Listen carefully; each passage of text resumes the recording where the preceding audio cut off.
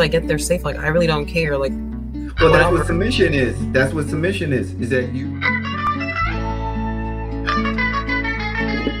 down that I think everybody is at some point deserving to receive love and to be even into marriage if they do aspire for marriage. I believe that society shapes how we view things and how we look at things in our life.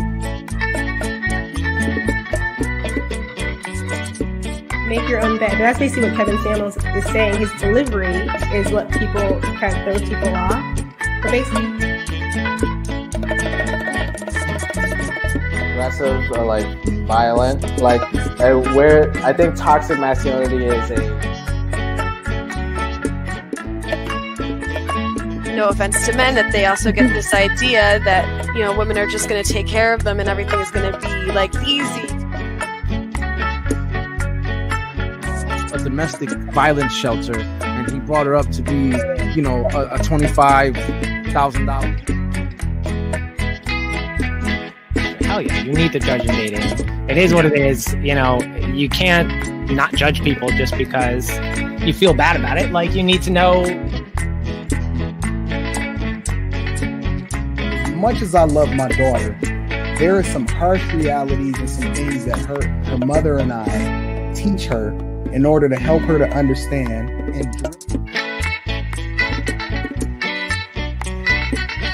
like, I'm sure everyone knows a woman that, you know, had to have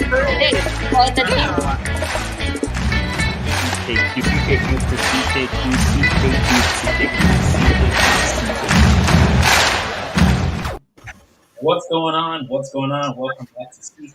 Boy, you fought with it. Clemens.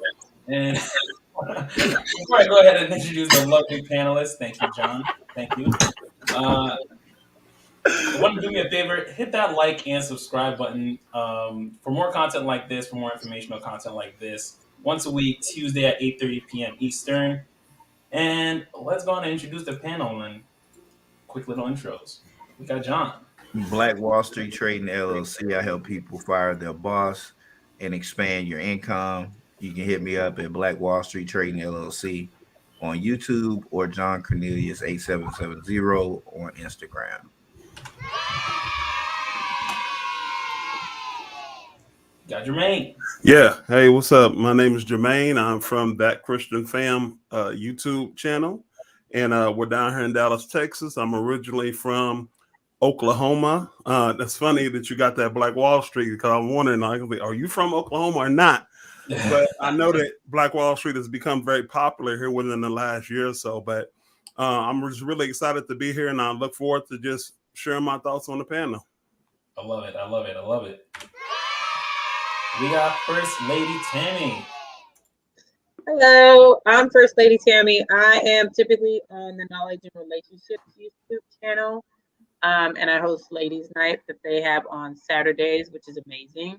But I'm an educator, I am a mother, and I'm amazing. And I'm happy to be here to see everybody and give my opinion and hear everybody else's opinion.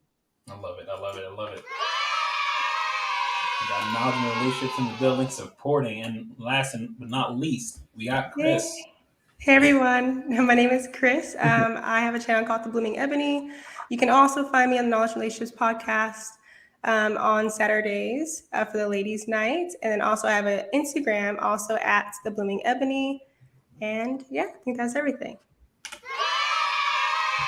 Awesome. Guys, we are going to have a great panel tonight. And a little quick intro. I mean, you guys have all seen the questions. And the reason why we're hitting this topic is because a lot of what's been going on in YouTube lately has been, you know, high value this, and men should be dating younger, get the bag, finesse men, Like, there's a lot of combat between both sides. And all I'm really thinking is, how's the younger generation going to be dealing with this? I mean, as we are here right now, we're not looking too hot, but the younger generation are probably going to be most likely worse than we are. So how can we tackle that a little bit? You know, Anton Daniels recently pointed out someone, Glendon Cameron. You probably saw him in the image, in the thumbnail. That was the word I'm looking for. And he is someone that is very much controversial right now. So I'm going to do something different. I'm going to start the show off by showing you guys a little clip, and then we are going to go forward with that. All right. So if you do me a favor, mute your mics, and then we are going to start this channel off a little differently. All right. They were willing because he was R. Kelly. I'm here to tell you guys, it is not that hard for an older man to get a very young girl. It's not that hard at all. There are many girls out there who are looking for older men, looking, searching, hunting for older men. And they're 14, 15, 16. And they have no problem taking the dick from a 25, 35, or even a 45-year-old man. None whatsoever. And part of this is, if R. Kelly wasn't R. Kelly, I don't think none of this would have went down. I feel that R. Kelly pissed off the wrong person. I don't know what he did, but he pissed off the wrong person, and that launched this investigation. Because I saw this tape of R. Kelly pissing on this girl.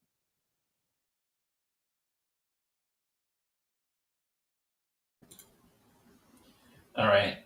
I just want to do a little quick deep dive on what you guys heard so far. We're going to finish. I want to play a little bit more of that clip, but I chose the not so egregious part of that clip to actually start with.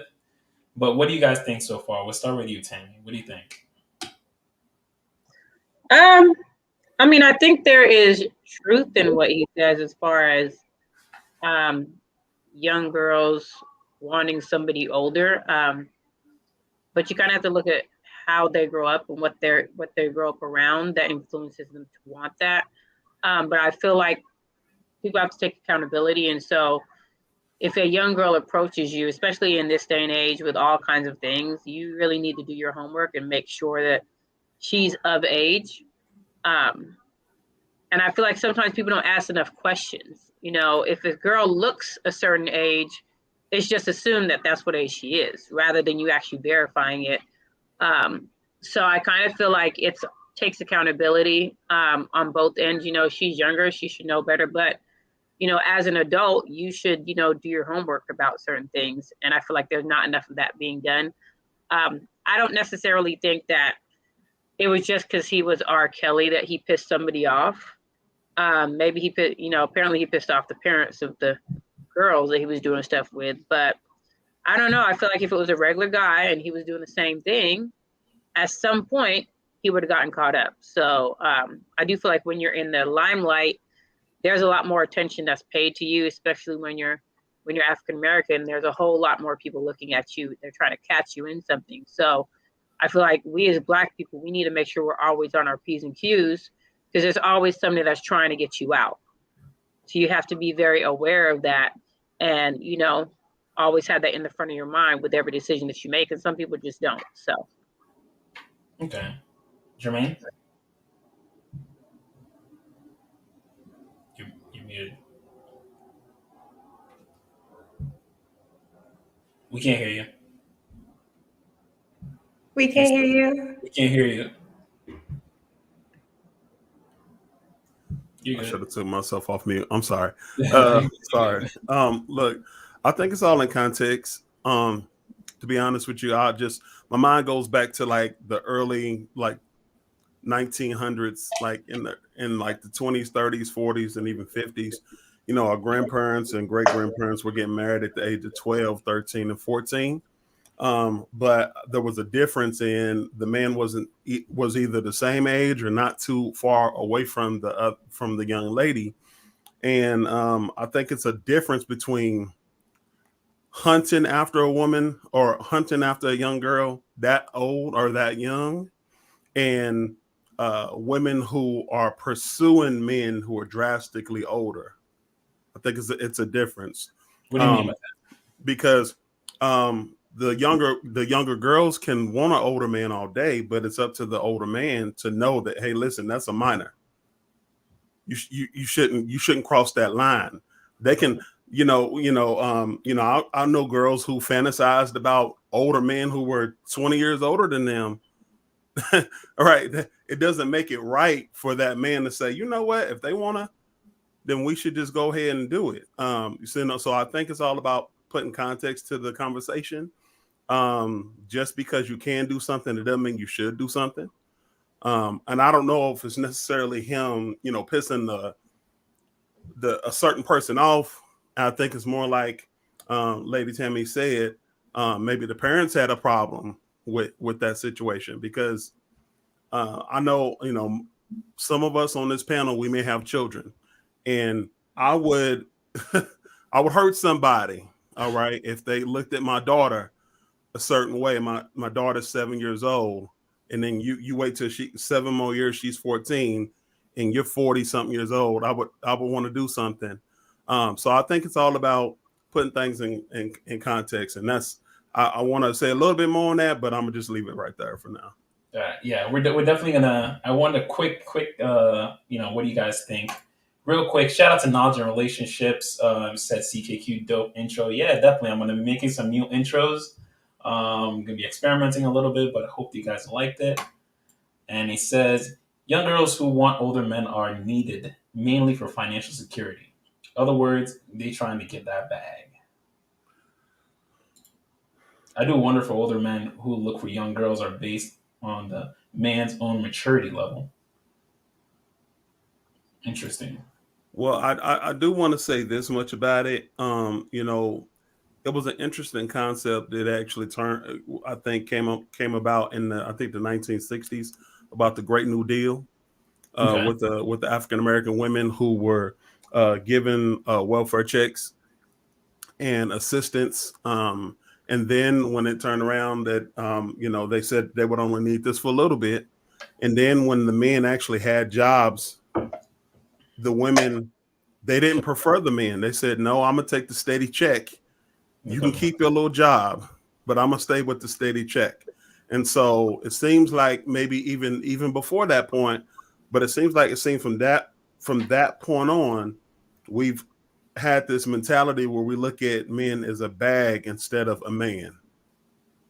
And so if you can't produce more than this certified government check that I'm getting every month, then you're not worth anything to me. So the value of man has been drastically reduced in the eyes of a lot of women. Not all women, but a lot of women.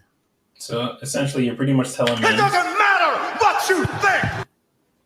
Makes sense. John?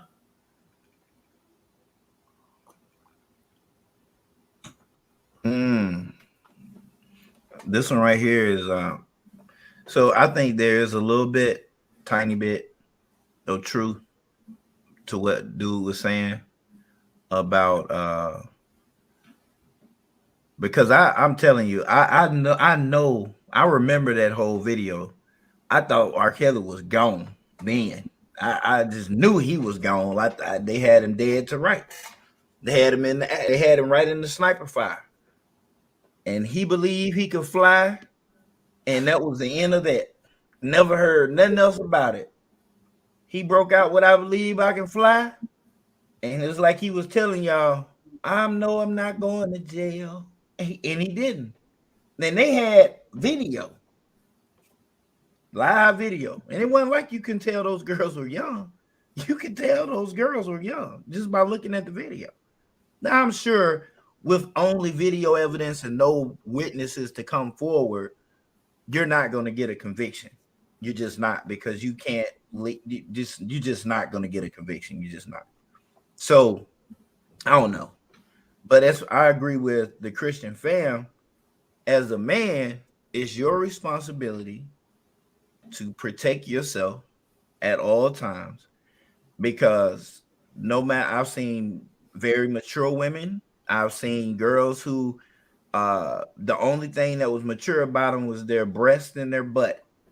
That's it. I could look in their face and tell those are still babies. They just too tender. Like you have no. It's just certain things that's going on in your face where you can just tell. Breast the size of a 25-year-old woman, 26-year-old woman that had a couple of kids, booty same way. But you look deep in their face, and then she open her mouth, and she gonna say something that's gonna let you know that she is definitely about 14 or 15 years old. I mean, you should not, you shouldn't really be going after a girl that young or allowing that girl that young to go after you. It's illegal. It's against the law. I have different theories about the whole age thing. Legally, age matters, does not matter until she is over 18 years old, 16 in Alabama. But, until she hits that age, you need to leave her alone. Completely.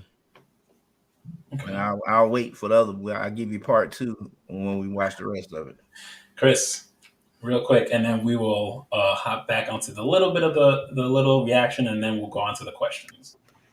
Yeah, I think I agree with what everyone else is saying. To add, what bothers me about conversations like this is that they lump in like younger women wanting older men with R. Kelly. Like it's always those extreme differences, like an older man wanting a minor and not just typical age gap dating, like a 25-year-old wanting a 35-year-old or something that seems a bit more realistic. And that's what bothers me about these types of conversations, because it is normal for a younger woman to want an older man because he's more established. He probably wants to be married a lot sooner than somebody her own age, typically. He probably wants kids a bit sooner, which is important for a lot of women because they don't have all day, and so it makes sense. It makes biological sense for a younger woman to want an older man. But unfortunately, we have issues like R. Kelly and Glenn and Cameron that are kind of pushing this narrative that age gap dating is pedophilia, and it's not the same thing. Well, I mean, Glenn and Cameron is just saying that, once it's past the age of which the law says is okay, then it's fair game, which is where it all kind of goes downhill. But let's go back to the last little bit of the video real quick. Do me a favor, mute your mics, and it was like 2000, maybe 2002. I saw this tape. It was him. It was him. And he's had this appetite since Aaliyah. And I personally don't think there's anything wrong with older guys liking younger girls. Because at the time he was with Aaliyah, I think he was 21 and she was 16. To me, that's not a really big difference. But R. Kelly had that appetite. He had that appetite. And that appetite can ruin you. I have somewhat of an appetite, but I have limits. There's just certain things I'm not going to do. There's just certain boundaries I'm not going to cross. And essentially, I conducted my fuckery in the safe zone. I did stuff I knew I could get away with. I did not go out. Like there was this one girl, and she was super cute.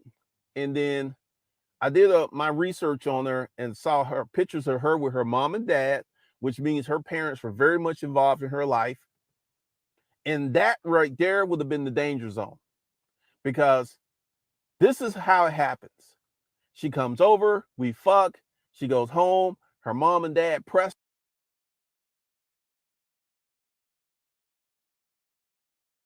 Dude, a pedophile.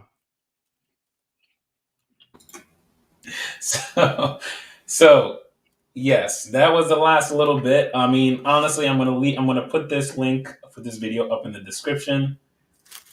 If you got the stomach for it, watch the whole thing. You gotta have the stomach for it because he goes into pretty crazy details about pretty young girls. But that's what really stood out to me. The fact that he said this girl had parents in the picture, so she was a red flag. It was only because the parents were there that really. He's a predator. That's predacious speaking. Correct. And the whole idea, which Anton was pointing out, was that we as a society need to start pointing out more of these, like more of this behavior. Glenn Cameron is pretty much this whole video was him giving a template on how to pretty much be a predator online to younger women. And it's crazy. I mean, listen, I want to expose as much light as I can as an extremely tiny platform. So please don't cancel me, YouTube. As an extremely tiny platform, I at least want to shed some light on this, that someone like him, because he's got money, doesn't really mean that he can fly too far above the law. But again, he treads a thin line. But what do you guys think, though? Chris, let's start with you since we ended off with you. That's disgusting. That's weird. I agree with John. That was definitely predator behavior. That is not healthy age gap dating. We're just two consenting adults who are both that have similar interests as far as our long-term goals. That's somebody who's seeking out a particular type of person for their own special interests. Like eliminating a certain option because that it's not going to end well. It's just weird. I can't even put it into words. That's just awful. Awful. That's definitely a predator. Yeah. CJ, yeah, he should be. He should be. First Lady Tammy, what do you think? I agree with Chris. I mean, it was disturbing, and even the part where he said that, I have an 8-year-old daughter, so I was even disturbed from the part where he said about the fact that Aaliyah was 16 and he was 21, and that wasn't that big of a deal. To me, that is a big deal because you're 21, she's 16, so. I mean, that right there, I could already tell that was going to go left. So, yeah. He's got, yeah. So, I agree with Chris. But, yeah, that for me was the disturbing part of that second part as a parent. Because, like I said, I mean, my daughter is only 8. But when she's 16, she's not going to be dating no grown man. That's just not going to happen. So, as far as what I would want for her. So, but, yeah. Jermaine? To me, it just further proves why we kind of need a standard to kind of live by. If everybody is just left to their own vices, it just makes it up as they go, then you can kind of see where the depravity of man kind of kicks in. To where if it feels right to you, do it. Yeah. And he's a perfect example of that. I want to bring up a scripture. Proverbs 14:12 says, "There's a way that seems or appears right to man, but in the end it leads to death." We can do what feels right to us all the time. So if we want to go by what feels good and what feels right to us, then that's a very dangerous world. Because there can be things that feel right to people, but just because it feels right to you, it doesn't mean that it's right for you to do. Mm-hmm. It doesn't mean that it's right for you to break the law. It doesn't mean that it's right for you to hang people because that's what you feel right to do. I mean, if we want to play this game of, hey, this is what feels right to me, then I don't think that's a game that any of us want to play because that doesn't end well for all of us. It doesn't end well for me. So it just shows, like I said, where we can go in our minds when we start justifying the foolery that we want to do. And if you would have let it play, he would have went further and further in justifying his actions and why he feels that way. And he kind of hangs them, you give someone so much rope and they'll hang themselves. And it seems like that's what he did with this controversial video. Yeah, I mean, it was, I had to scour through this video to find a part that was just decent enough that I was like, all right, this is okay enough to play without having people come to my channel like, what the hell is this guy watching? But John, if you're still there, yes. What are you thinking? Your camera went off, by the way. I know. Oh, okay. So this guy right here, we all agree he is definitely a predator. I'm kind of curious to know what he said in the rest of the video. I'll probably, if you drop that link in there, I'll probably go look at it later on. Yeah, for sure. I'm gonna add it into the description. But it was like a close half-hour video, and he goes into some. Well, I can imagine. I mean, listen, this guy is he is a psychopath. There's no doubt about that. He's a psychopath. And the reason I say is this: look at the arrogance. Look at the arrogance. He is making a video telling everybody and their mama that I am a molester. I am Chester. You want to know who Chester is? I'm Chester. And this is how I do it. Let me ask you this, because again, R. Kelly fell into the same kind of situation. I wouldn't consider. I mean, I'm not defending R. Kelly, but I think mental illness. I think at some point, gaining all that success and money, because that's he's a millionaire. Glendon Cameron is a millionaire from YouTube, from his businesses, books. I don't really know him, but after studying him, after I first watched his video, like that, yeah. So he really I don't know what his psychopath. If I've ever seen a psychopath, he is definitely a psychopath. There's no doubt about it. He got the markers. Now you got to understand something. I'm not defending R. Kelly. What he did was wrong, but I'm not gonna go into detail because apparently sometimes I feel like I'm the only person who feels this way that really gets it. But let's just, because nobody wants to say anything. But just like what Jermaine was talking about, going down this silly road with all these vices and you just do what you feel. Everybody overlooks real mental. Like, this dude was sexually molested by an older woman when he was a young boy. R. Kelly? That had absolutely. Okay. So, according to the psychology that I learned, you should have an aversion toward older women. That's just the way that works. It works the same way if you got sick and you threw up over eating shellfish. You don't no longer eat shellfish. You will have an aversion against shellfish. This is not something that's, oh, no, that's just, no, that's real. It's a real thing. That's what research is for. Get 1,000 people in the same reaction. I mean, it happens. So because he has an aversion, everybody around him was too busy trying to get what they could get from him instead of saying, hey, man, I understand what happened to you as a young kid. People act like things like that as a young kid that has no effect. It affects you for the rest of your life. It does have an effect. That's why you don't have meaningful relationships. That's why it's hard for you to focus on certain things. That's why certain kids lash out. That's why kids disassociate with who they are. Because that person was victimized. I don't want to be that person no more. I want to be something else, or I want to be someone else. But no one wants to talk about that. Everybody wants to skirt the truth. And that's what's happening to R. Kelly. This dude on this video is just a straight up psychopath. So, I mean, I get what you're saying. I mean, again, a little bit more of the psychology behind it, but wouldn't it be that it could either be R. Kelly would still want to be the victim, or he would actually want to start being the perpetrator? And he chose to be the perpetrator. In his mind, he's not doing nothing wrong. The girl likes him and he likes her in his mind.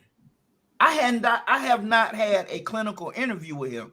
So for a complete, I'm just telling you, throwing some right now is where I'm in the hypothesis development stage.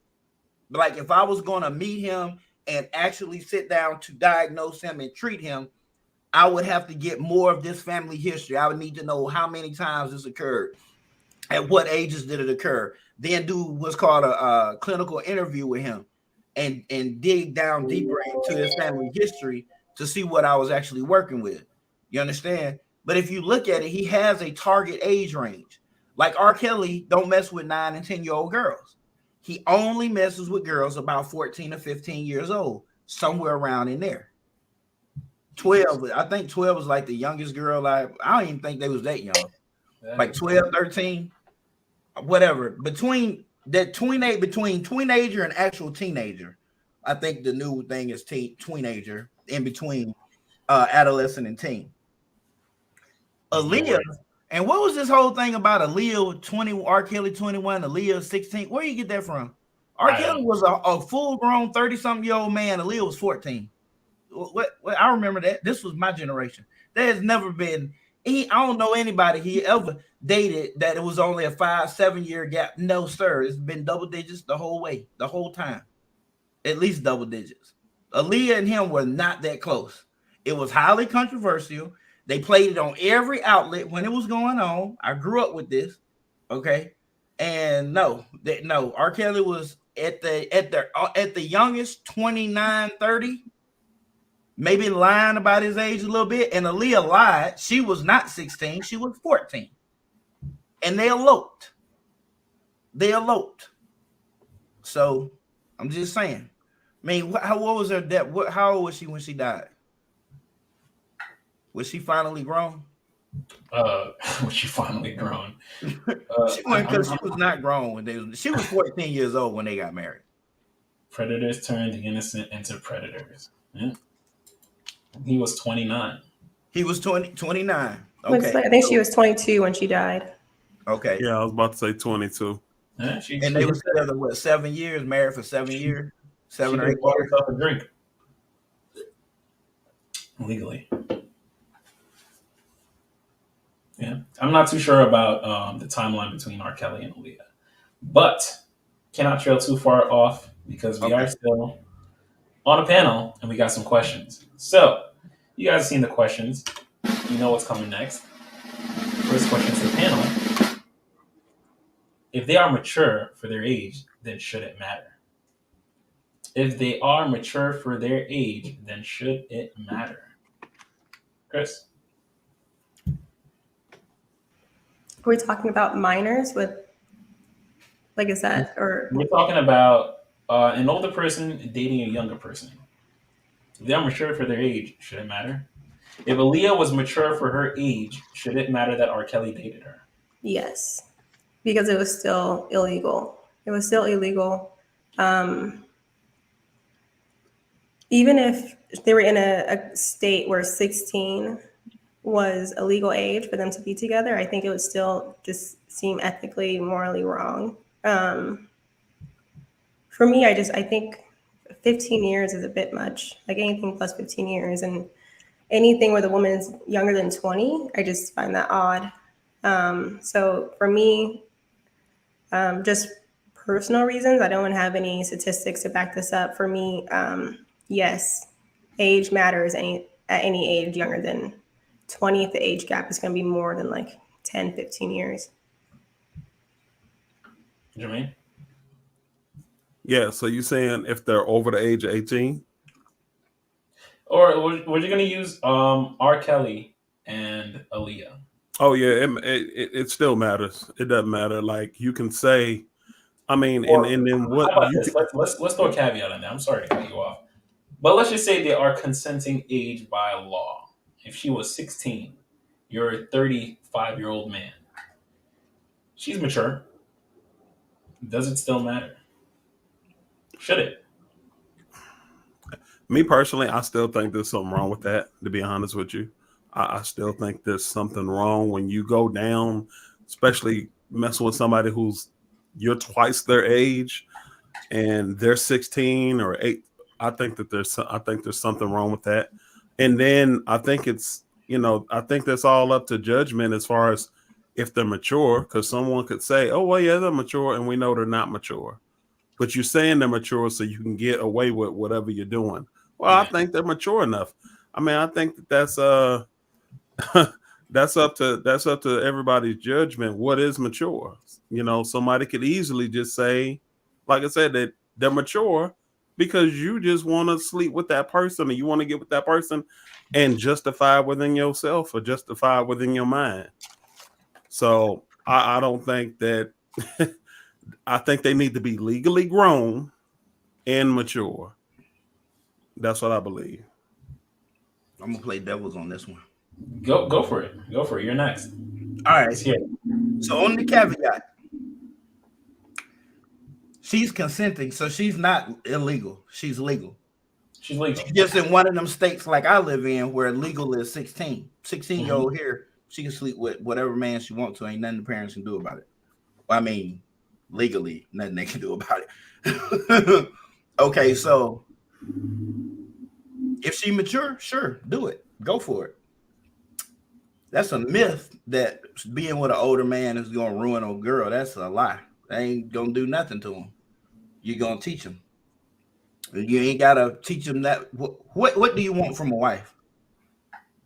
Let's start there. Let's really contextualize this. What do you want from a wife? Typically, two adults, adult man, adult woman, 28 years old each. What does that man want from his wife? Is the question marriage or is the question sleeping with somebody? Marriage. Out of marriage. I'm talking about CKQ. Is that what you were throwing out? Marriage, or you talking about relationship? No, I'm making a point. This scenario is on me. What would a man want from his wife? Children. What else? Cooperation. What else? Definitely loyalty, in my opinion. What else? Youthfulness. What else? Sex. A lot of it. What else? And you can get all of that. His point is you can get all that from a younger woman. You gonna get all that from a younger woman, and the only man that she's gonna really know is you. So you ain't competing with nobody. So you are always like the best to her. 2, she's gonna be agreeable because of where her mindset is. She's just gonna be agreeable. You can't abuse that. That's where it's dangerous on her part, but you get a guy who's got something off of him and he does her wrong. So, but now what I'm asking though is, now a lot of the times it's not just going for marriage. Glendon's men, again, watch your video. There's many examples, all very young. It was not going for marriage. Who? That guy? Yes. Of course, no. He is a predator. He is hunting. He's different. No, I ain't talking about. There's guys out there that they don't like girls, what he's talking about. But there's a lot of guys out there that like girls that are they just need to be legal. A bunch of them, whole bunch of them. Now, most states legal is 18. So at least they're in college. They're finished with high school. Here in Alabama, they're 16. Now, I don't know a whole lot of guys that go after 16-year-old girls. I just don't. I mean, we'll kill you here. We'll kill you. Like the dads will kill you. Like the dads will kill you dead. I'm not joking. I'm serious. They'll find you somewhere. But listen, just like Glendon was saying, though, you just don't see that. Just like Glendon was saying, though, because again, he's given a template on how these people can actually properly search for these young kids. Like he's saying, okay, look for these certain signs. Parents in the picture, you don't want to deal with that. That's a red flag. Bro, we were saying that video, they will watch him for trafficking and all kinds. They will start watching him. He will be on. I'm serious. That man, based on just that little bit he said, right? Just a little bit he said. When he said that one thing, every alarm in my whole mind went off. Like, what? He said this out loud, like out his mouth. What makes him really dangerous is that, and you said he's a millionaire, correct? Correct. He's got the so he has access to excess. Exactly. So he has the means to cover his tracks. He has the means to pay for what he wants. He has the means to buy off parents. He has the means to do those things. And so whenever you have access to excess and you don't have a good moral compass, then it only leads to your demise in those situations. When we talk about being involved with someone who is extremely old, especially when it's a man, I can just tell you from the people that I've spoken to on our YouTube channel, That Christian Fam, and also in personal dealings, that oftentimes those are the breeding grounds for narcissism. Where the man is just a straight up narcissist, and of course he wants a woman who's extremely younger, so she can become like a daughter to him. Yeah, he becomes the daddy who tells her what she can and can't do, and she better not buck the system because she be biting off the hand that feeds her. And so it can breed a very dangerous relationship. And then oftentimes you'll get the testimony of people, they'll be happy when the person dies, and the person dies 10 years, 5 years later, or whatever, and they're relieved and they feel like they can be themselves again. But yeah, so that is the breeding ground, or it can be the breeding ground for narcissism. Now, does that happen in every case? Of course not. We're not gonna put a cookie cutter, put a blanket over and say, oh well, yeah, this happens in every case. But in a lot of situations, there's a reason why men go that young, so they can mold her to where they want her to be, erase any identity, and she won't buck you at all. And you can become the narcissist that you actually were the whole time, and she just feeds into it. Yeah, it's a little pretty accurate, actually. First Lady Tammy, we haven't gotten to you yet. What are you thinking? I do think it should matter, just because maturity, not everybody has the same definition of maturity. So, what's mature for me is not mature for someone else, because people raise their kids differently. So people interact with their kids differently. People introduce their kids to different things at different ages. So, because of that in itself, I think it definitely does matter. You can be mature in one way, but not in others. So yeah, I definitely think it matters. I think as a grown man, there's just certain responsibilities that you have and that you need to do, and choosing not to do that is a problem. So because if she's young, you should be, you should be mature enough but that's things like even that, age is really nothing but a number when it comes to maturity, because you can have grown people that are not mature. You can have people that are younger and more mature than somebody that is older. So, yeah, maturity is just, that's kind of an individual kind of thing, because, my daughter, I could say she's mature at 8 years old, but that doesn't necessarily mean that, her age shouldn't matter about certain things. No, because she's still at a certain age. So, and there are certain things that you may not know that you need to know. There's some people that might be book smart, but are not street smart. So you may be mature when it comes to the book end of it, but you're not mature when it comes to the street part of it. So, so that's another thing. So. Okay. So to anyone watching right now, I'm going to drop the link to the stream in the chat below. But remember, you can only jump in for one question, so choose your question wisely. Link is dropped. And knowledge and relation, you got some fans. Tammy, you got some fans. Some good ones. So Woody Allen married his adopted daughter. That is so unethical. I swear. That's unethical, immoral, and in Alabama it's illegal. And that's nasty.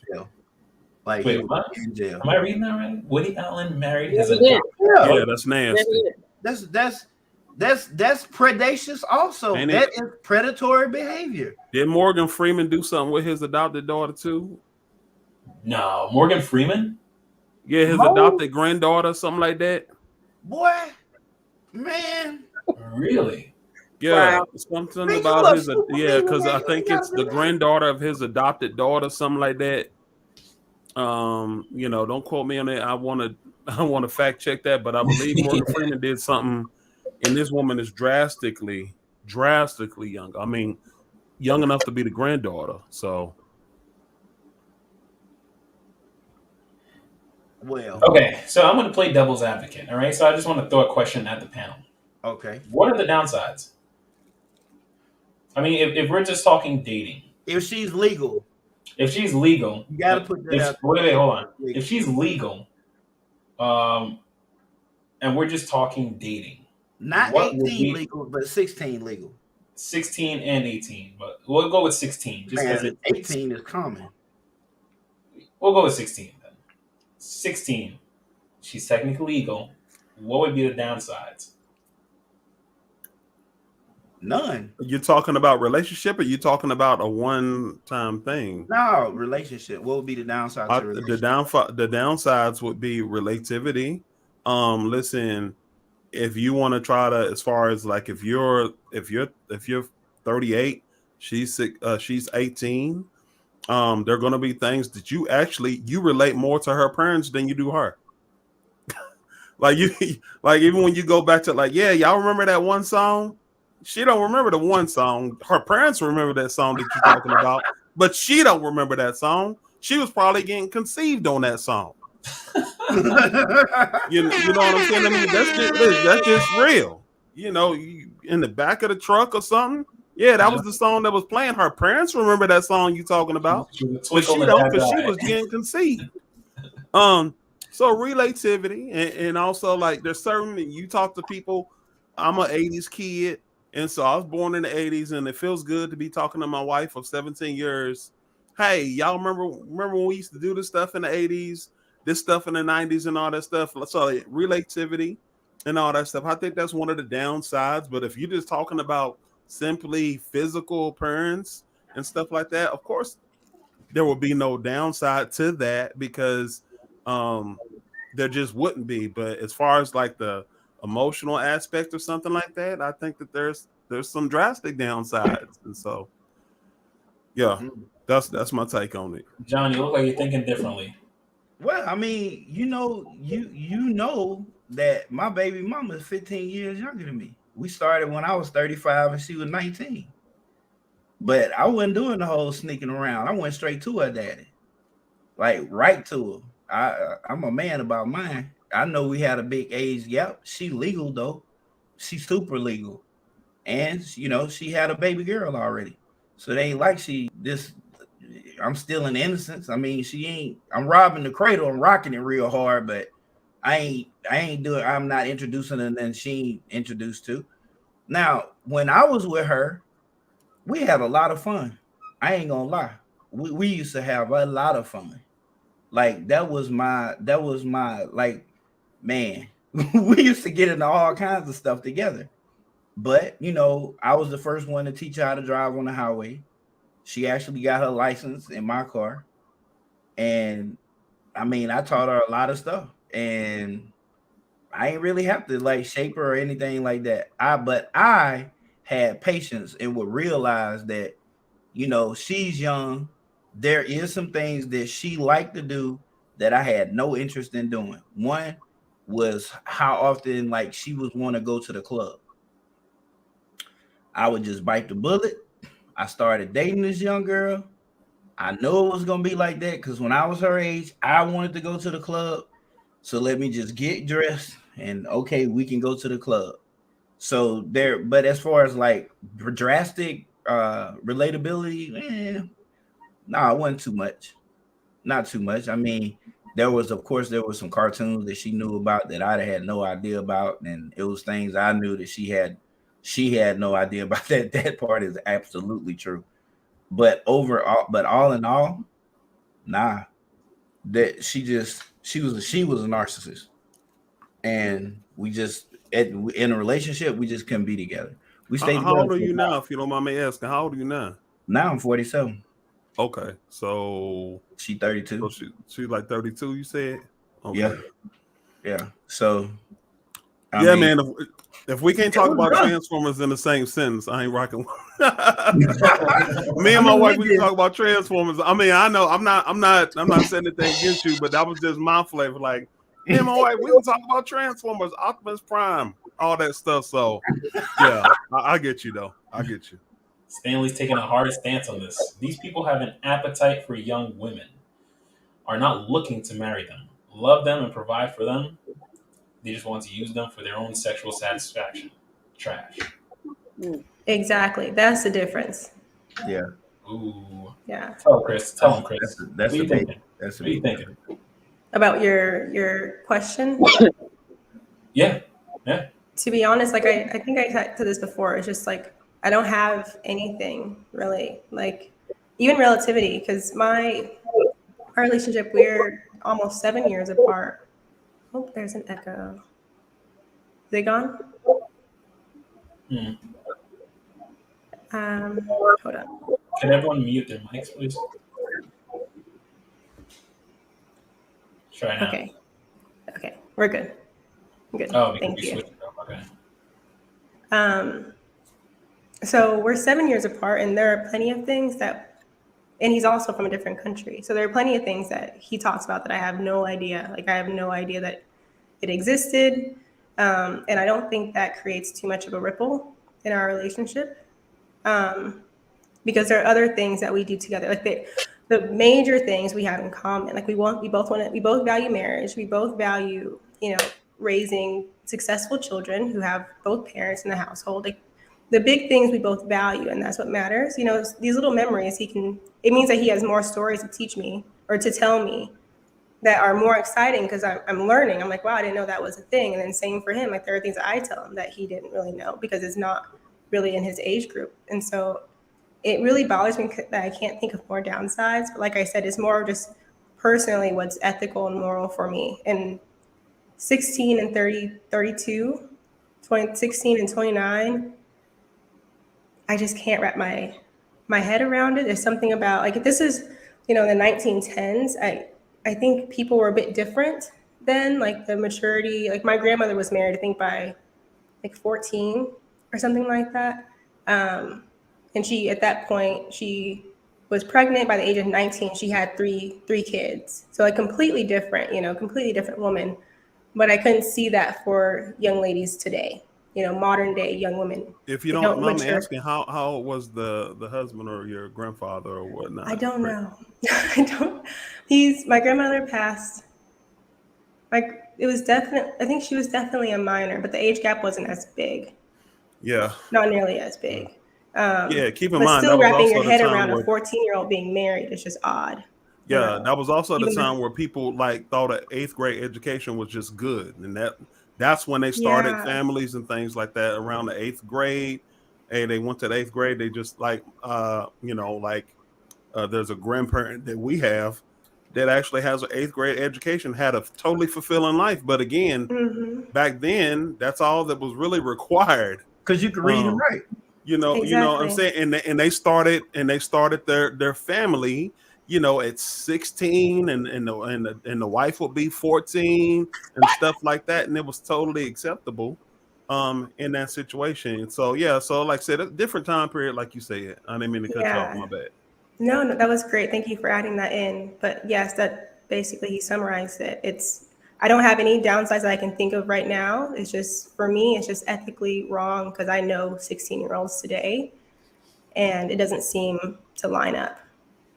Okay, so it seems to be sounding more lining up on the lines of like personal morals and personal ethics. My own moral compass. If I saw a 16-year-old woman and a 32-year-old man in the street and they were married, I probably wouldn't say anything. But if it was my daughter, I would have a lot to say about it. And I don't know where that line really is. But I would accept it. If I met this couple and they wanted to hang out, I would completely accept it if they were both consenting. I knew them both. But something about it, if it was someone that I knew personally and they were hoping to engage in this relationship, even if it was leading to marriage, something about it for me would just send chills through me. I don't know what it is. First Lady Tammy, what are you thinking?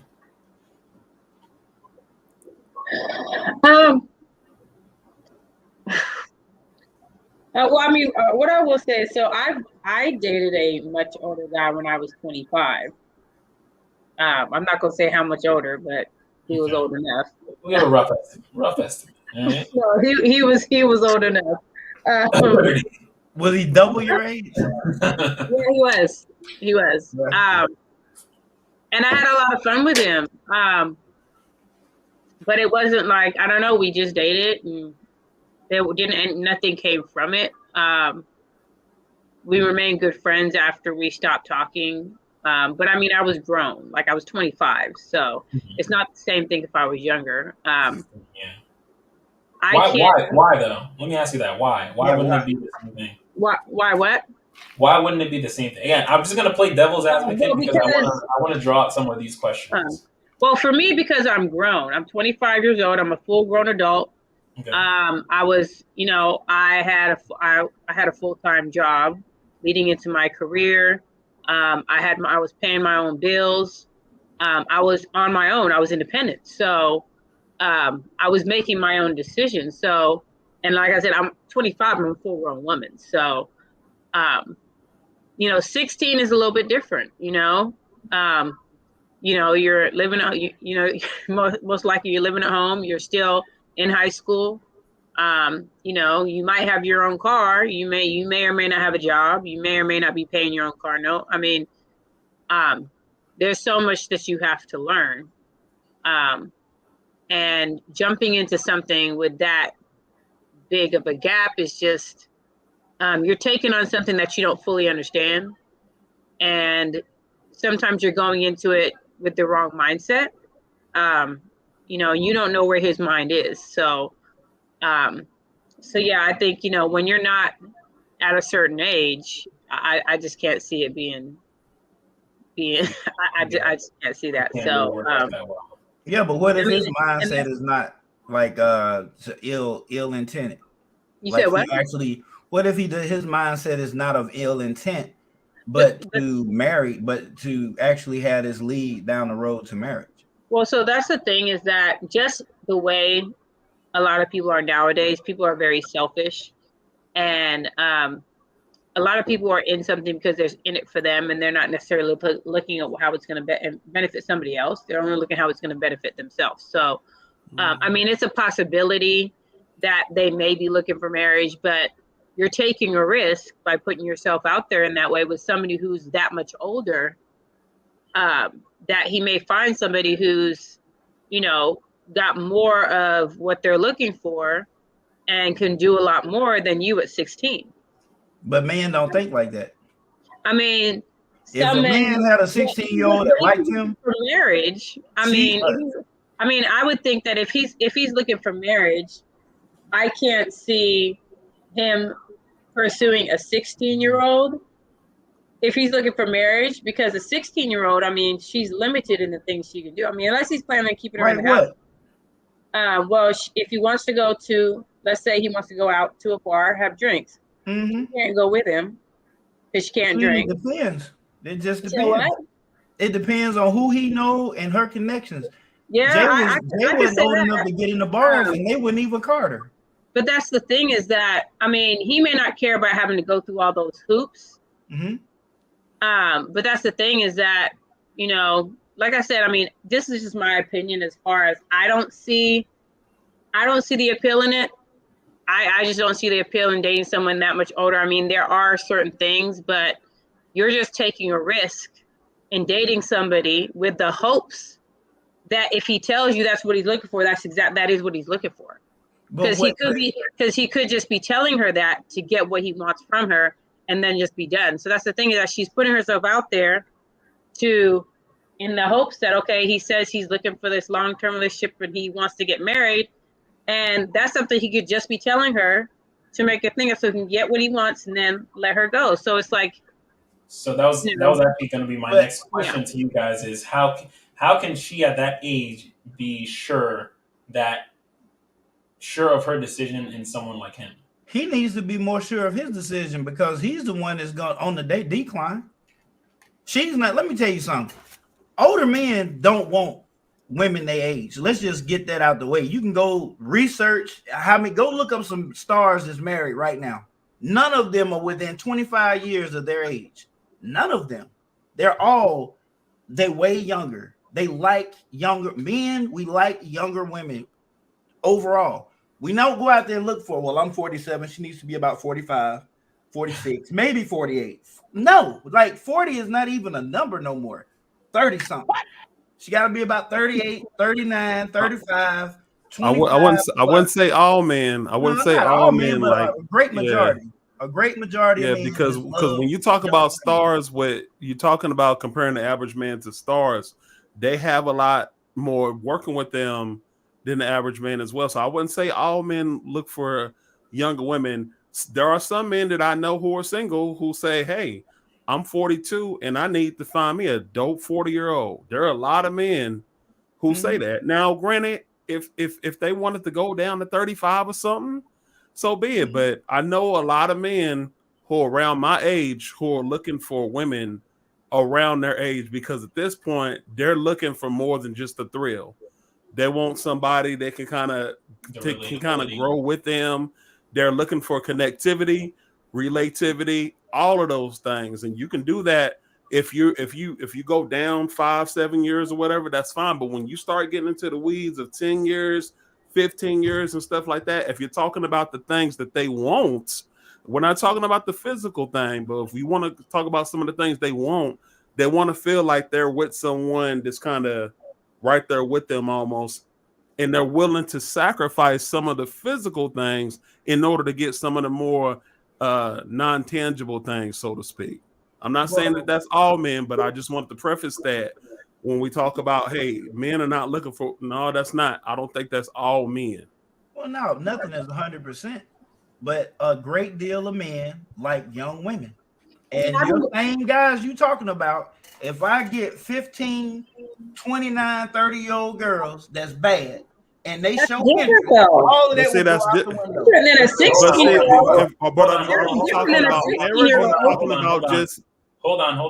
Just let him finish his point real quick, and then I want everyone to run through their points. Go for it, John. Go ahead. Yeah, no, that's all I'm saying. Well, what I'm saying is this: men, a lot of men, I'm not gonna say all, like younger women anyway, right?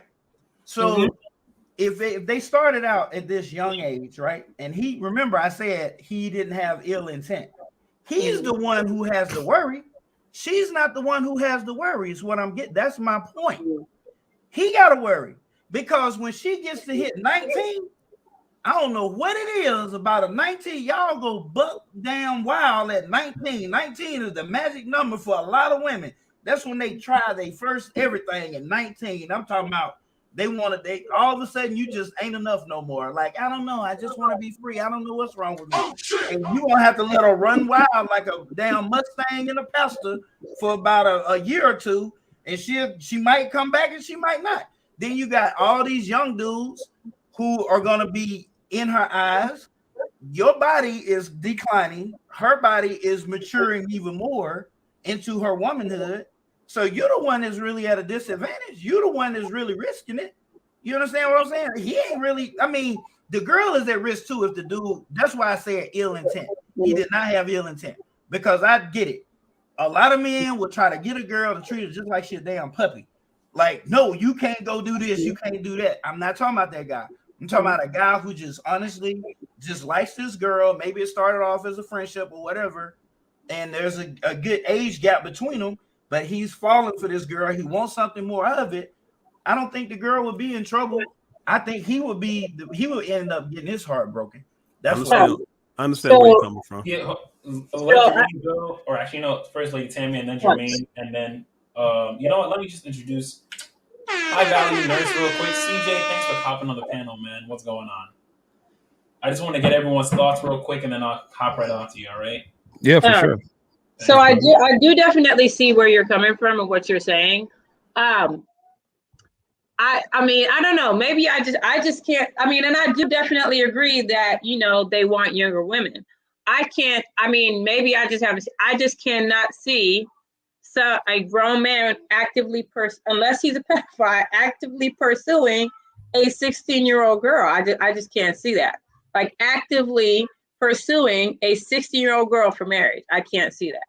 No, but I do agree. What happened as an accident? Like, I don't. I mean, my thing is like, how is that? My question is, so because my thing is that even if he meets a girl who she may look mature for her age, my concern would be when you find out that she's 16, the fact that you just overlook. Well, I know her now. It's all good. That's where I'm just like, okay, hold on a second. So the second she told you she was 16, whether you known her for however long, it's like, okay, that's it and that's all. So, but like I said, I do agree that men like younger women. So, but yeah, so I do see your point though. I do see your point though. Yeah, it's just hard to say. It's a hard sell. You messing with some girl. It's hard to think about it. You know what I'm saying? Because I would not pursue a 16-year-old girl. Real quick, when you start messing with, like, I can't see a grown dude messing with a girl and her parents still praying for her braces. They still making installment loan payments on her braces. And you talking about, hey, there's just something in my mind. And I know that I may be different from some people, but it's just something in my mind where I'm just like, I could not even fathom going there. Like, so you still on your parents' insurance, they still paying for your braces. I mean, just come on, man. You still got a lunch card in high school. A lunch card. Wait. So they get up and she said, wait, you gonna give me some lunch money today? See? Oh shit! You gonna give me some lunch money today? Don't forget now, I'm on my last click. We gotta pay. I don't get reduced lunch no more. We gotta pay the full thing. No, I drop it off during. I drop it off while you're in gym period or sixth period, right? Yeah. Do you have cheerleading practice this evening? Yeah, I'll pick you up. I'll pick you up after second lunch. After second lunch, yeah. CJ, man. CJ, what are they doing? What are we talking? What are we talking here? Man, that's that whole 16-year-old thing. That's wild for me, man. I couldn't do nothing like that. I think that's gross.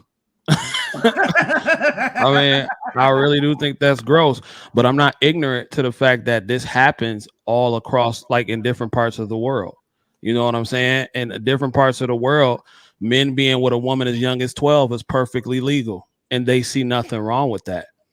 It's not my type of tea, but it is what it is. You know what I'm saying? So I think we just have to really take it into consideration of, you know, Dave Chappelle made a good joke about it, and it was a lot of realness into it. He asked the question, well, how old is 15 really? You know what I'm saying? And like, when you sit back and you think about stuff like that, it made a lot of sense, because he was referring to the R. Kelly thing. And he was like, well, when I was 15, I knew that I didn't want to get peed on. You dig what I'm saying? Referring to the R. Kelly tape. Now, when I was 16, me personally, when I was 16 years old, I dealt with older women because I looked older for my age. I had a car at 16. I lied to women. You dig what I'm saying? So it was nothing for me to lie about my age because I could get away with it. Not saying that it was right. You know what I'm saying? And those women could have went to jail for statutory rape. You know what I'm saying? But me being 16 and full of testosterone, I didn't care at the time. You know, I wanted to deal with the older women. Let me throw this question to everyone, especially because you brought up a pretty good point, CJ. Does it matter whether it's an old man going for a younger woman versus an older woman going for a younger man? I think it definitely matters. I had no business messing with a woman in her 30s at 16 years of age.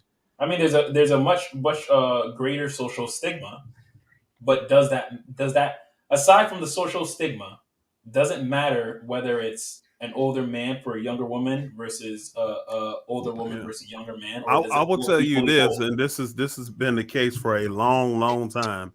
When it comes to being involved in a sexual relationship, and there's a big difference if you have a older, like, say, faculty worker, and then you have a young girl, mess with a young girl, and the guy's a man, and then you mess with a young girl, as opposed to high school boys who were, caught with the faculty worker.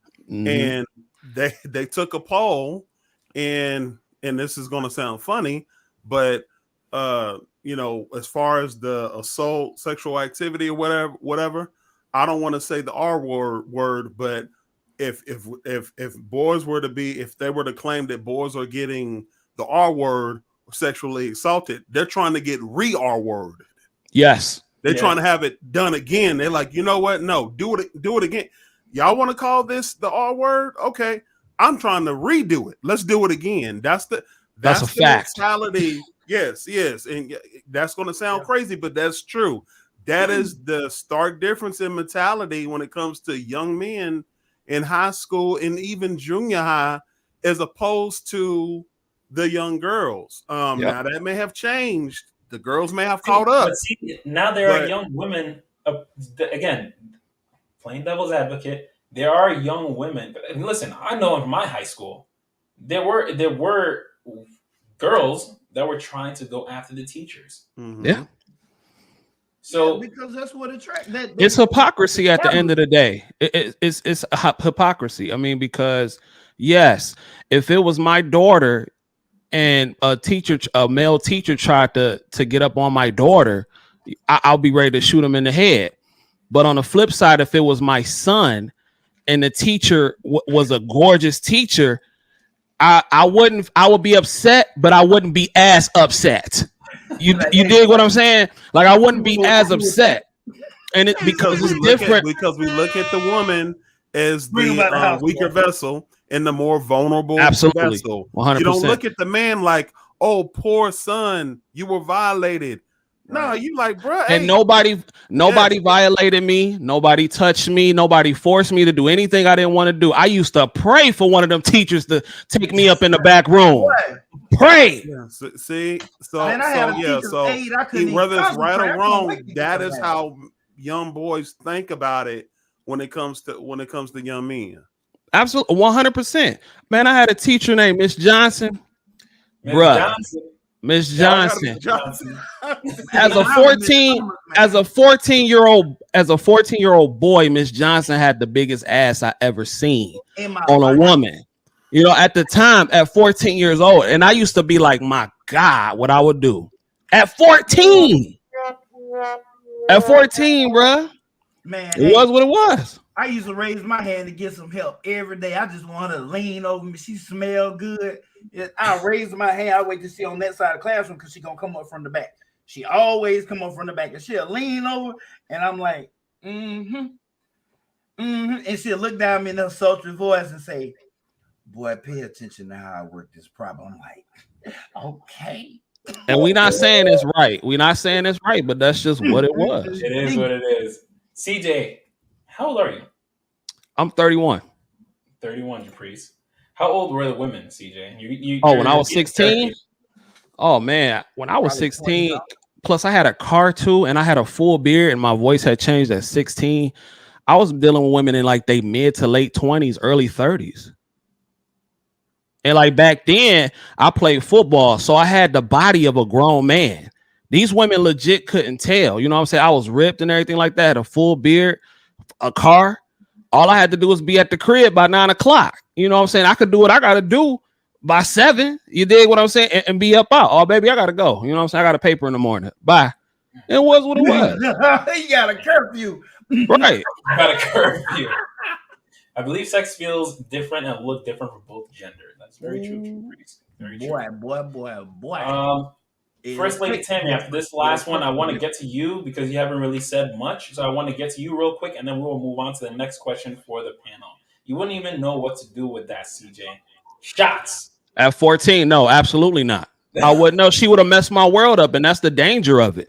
Because had she put it on me at 14 years old as a teacher, that could have mentally messed with me for the rest of my life. I could have turned her to some psycho simp or something like that.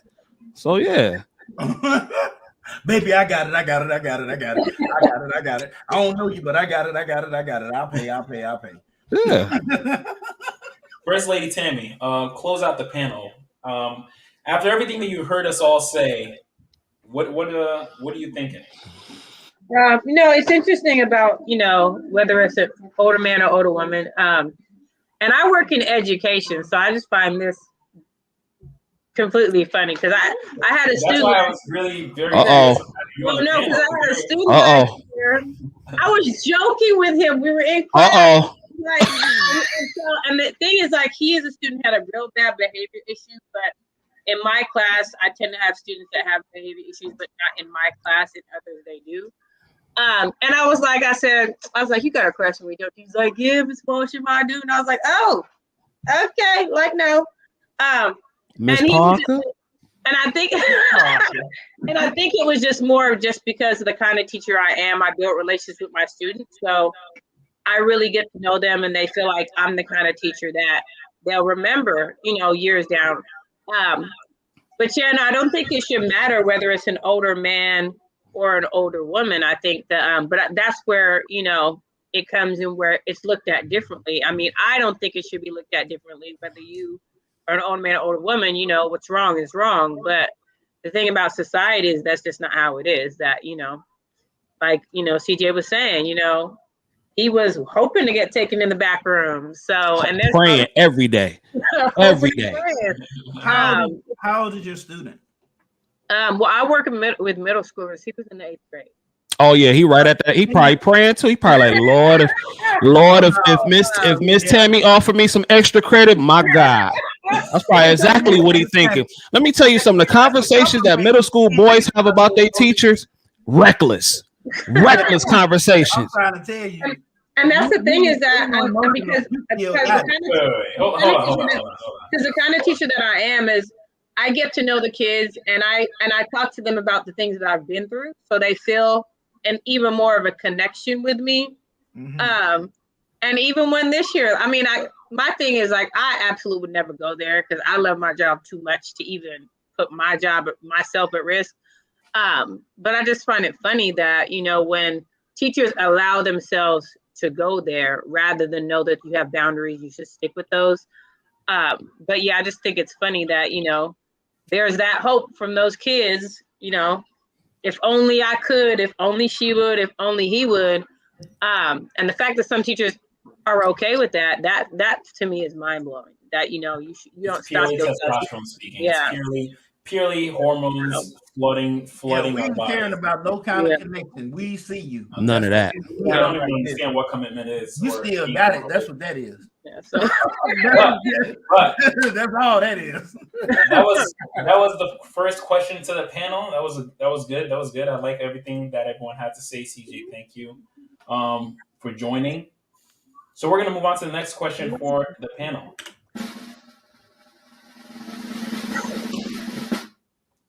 Can you, as a parent, blame your kids if they make life-changing choices? Can you, as a parent, blame your kids if they make life-changing choices?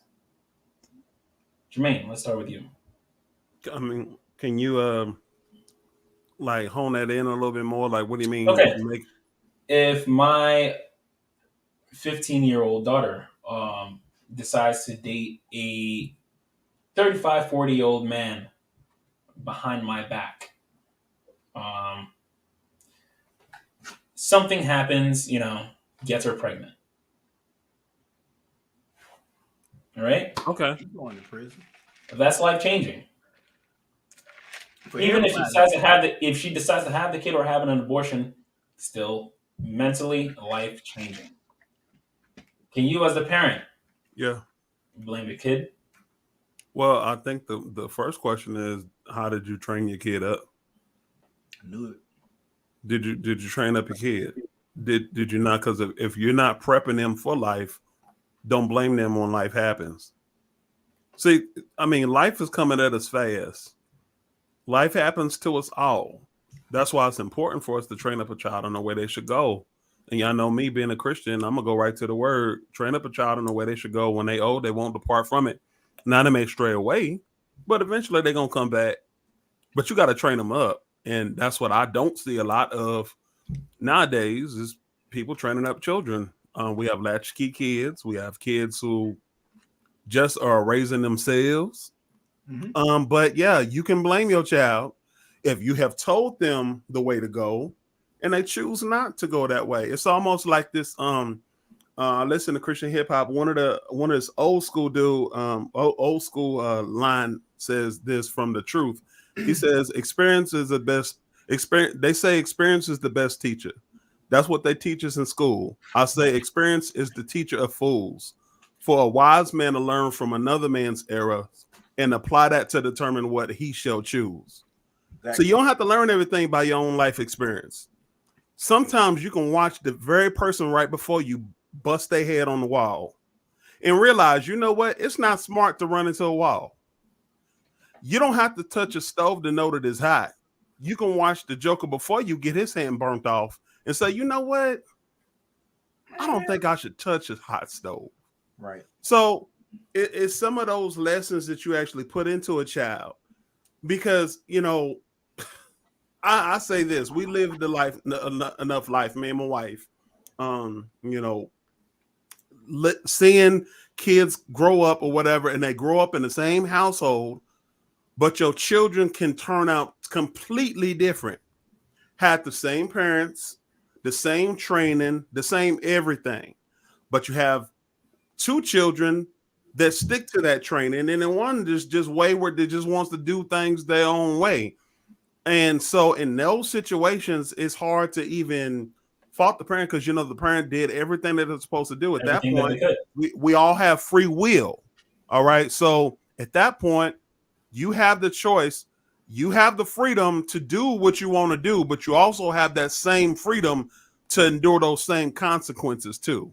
You got the freedom to do a whole bunch of stuff, but it doesn't protect you from the consequences or ramifications from those freedoms that you choose to exercise. So yeah, we can hold them accountable, especially if we've done our part. Preaching right now. Preaching. Damn. That was good. Chris. Thank you. Praise God. Praise God. I totally agree. Like, I think if you showed your children, if you taught your children enough, and they go out and they make the decision anyways, yeah, that's 100% on them. You know, your children are still people. They're still a person that you should treat like another human being who has their own choices to make, their own decisions to make. You know, because I would think about reverse. Let's say I was a single mother and my child gets knocked up before the age of 18. There are plenty of statistics telling me that was likely to happen because I wasn't present in my daughter's life. Then yes, I'll blame myself. But if I gave my daughter all the tools and everything, if I'm home with her, 2-parent household, and I tell her, you know, this is what could happen if you go down this path, and I'm showing her this isn't, you know, what you, like me and your father did, and she has good examples and she still chooses that, then I know, okay, this is what she wants. And yeah, that's on you. You got pregnant. That's on you. You know, I might ask, like, what caused this, just to see if there was something lacking. But if she says this is just what I want, and then she gets pregnant, I'm like, well, this is what happens. You know, you made decisions. Let me throw a caveat at you, Chris, since you usually talk so much. At what age can you as a parent not blame yourself, but actually blame the child? Since there's only 3 of us here on the panel that don't have kids, so I feel like let's dive deep into that a little bit. At what age? Mm-hmm. I don't know if there is an age. I think at any, like, there are parents who, you know, have a child and that child ends up being a psychopath that like kills their cat, you know, and you ask yourself, like, what the heck did I do to my kid? And then you realize, you come to the therapist and they're like, there's nothing that you can do. And then you're just like, okay, that's just my kid, you know? I think you go through a cycle where you ask yourself, okay, you kind of have a checklist where you say, okay, was I here for this? Did I teach them this? Did I not teach them this? And if you go through that checklist and you think to yourself, there's nothing I could have done in this situation, I think at any age, you can kind of shift that accountability onto your child and kind of off yourself. Because if you go back and you think there's nothing else, there's nothing more that I could have done because I didn't have those experiences myself, you're just gonna make yourself go crazy, you know? Of course, if your child is like 2 and they, you know, something happened to them in the home, then yeah, I think that's a different situation because it's like, okay, yeah, you could have been there. It's a bit clearer that you were lacking. The gap was for you. But if there really weren't any gaps, I think, unfortunately, it could be more than likely almost any age, if that makes sense. Maybe not infant, but I'm thinking like after the age of I can't really think of anything that could happen before the age of like 5, but I'm sure that there are kids out there that have certain situations that you literally have no control over as a parent, and you can't put that blame on yourself. CJ, what are you saying, bro? I'm gonna be honest. I think like this question has a lot of layers to it because they are. Thank you for that. Yeah, it has a lot of layers because now we live in a time where they are saying kids are mature enough to decide if they can get sexual reassignment surgery or not. So, sounds like you watched my last week's special. So I'm just like, where do we draw the line on what is appropriate enough and what is not? And see, this is the caveat and the can of worms that they are going to open with this whole R. Kelly Glendon thing, because the argument that side is going to start to make is that, well, they're old enough to do a reassignment surgery, to choose to make a drastic decision that alters their body for the rest of their life. How come they're not mature enough to decide if they want to be with adults? Mm-hmm. But back to your question, I also think a lot of people, a lot of parents, they want to be friends with their children. We live in a society where you have parents that are in the clubs with their children. My father used to tell me, if me and my son in the same club, I don't need to be there. My dad is 21 years older than me. You know what I'm saying? So it's just like me and my dad are not friends. We have a good relationship as father and son. I can go talk to him. Anything I need, we can joke, we can laugh. But me and my dad not finna sit up and go hit the club and hit the strip club together. I'm not here to judge nobody else's relationship that they have with their parents, but that just wasn't my experience. So I think, and to Jermaine's point that he made too, you don't always have to experience things yourself. I agree, but I think it's more relatable when someone your age and your age bracket, when it happens to them. For example, I knew a long time ago that when I seen my homies my age or a little bit older than me getting killed for child support, I knew I didn't want a child at all. That's what I'm saying. Until later on, way later on in life. Because I know I want to live my life for myself and I want to enjoy the things and enjoy the fruits of my labor. So I went out of my way not to have a child. And I do mean out of my way. Shout out to the Plan B pill. You dig what I'm saying? So it's definitely a layered question. So can I blame the parents? I don't know. Because at some point, yeah, they have to take some sort of responsibility. But at the same time, when I was doing crazy stuff in the streets, I knew better. I grew up I have a coaching background, Church of God in Christ. I knew right from wrong. I think most of us do. I want to say, honestly, the younger generation coming up, I don't think they really have much of a growing up in church. But I think most of the current generation, I want to say maybe like 26 and up, most of us grew up in the church. Yeah. Most of us grew up with like some sort of religious background that we strayed away from. But most of us did. Oh, you can tell society strayed away. I didn't grow up in the church. But really? Oh, no, man, I grew up in the church. Excuse me. The Christian fam. That Christian fam. That Christian fam. That Christian fam. No, I didn't grow up in the church. Okay. That's so funny because we probably on two opposite ends of the spectrum too. Because I grew up in church and now I don't go to church. And I think me growing up in the church, going to church every single day, that kind of pushed me. And I find the church to be extremely judgmental. And I think that's one reason that I subconsciously don't participate. And I know you can't contribute everyone's actions and their beliefs with your personal relationship with God or how you may worship. But I just thought that was interesting because you didn't grow up in the church and, you are the way you are now. And I did grow up in the church and I am the way I am now. I didn't grow up in the church at all. And like, honestly, man, I mean, my response to that, a lot of people say, no, the church judges, but honestly, every facet of our culture judges. Mm-hmm. The church is the only one that just gets blamed for judging. because everyone puts the church on a pedestal.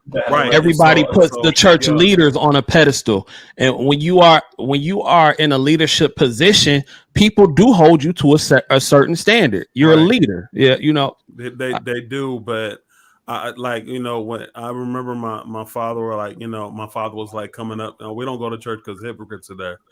But like, shoot, I was saying hypocrites every day, and I ain't go to church. So whether we're, you know, we're a city on the hill, we're a city that's on the hill, that's well lit, it still doesn't justify the hypocrisy.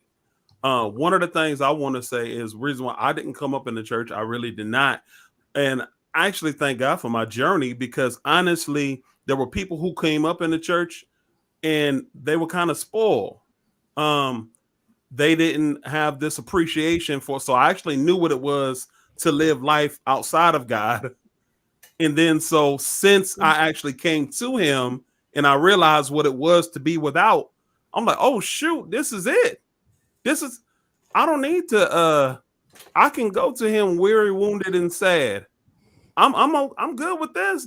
If this is what y'all talking about, okay, I can get with this. And I wasn't spoiled by the church. I wasn't spoiled with salvation and all that other stuff. I really could see the jewel that it was to be in Christ, because I knew how bad it was without him. So can I ask you, that's my thing. When did you start your journey to Christ? At what age? Honestly, it really started around 16 and a half. Before that, there was no church, no nothing. None of high school. Yeah. And all it was, we watched everything under the sun. There was no guidelines. There was none of that. So, and I credit my wife, actually is the one who came from up north and actually taught me something called application, living what you say you're about. So she actually taught me application. So, and actually is mostly, you know, responsible for my coming to Christ. So, but no, I did not grow up in the church, but I appreciate my testimony nonetheless.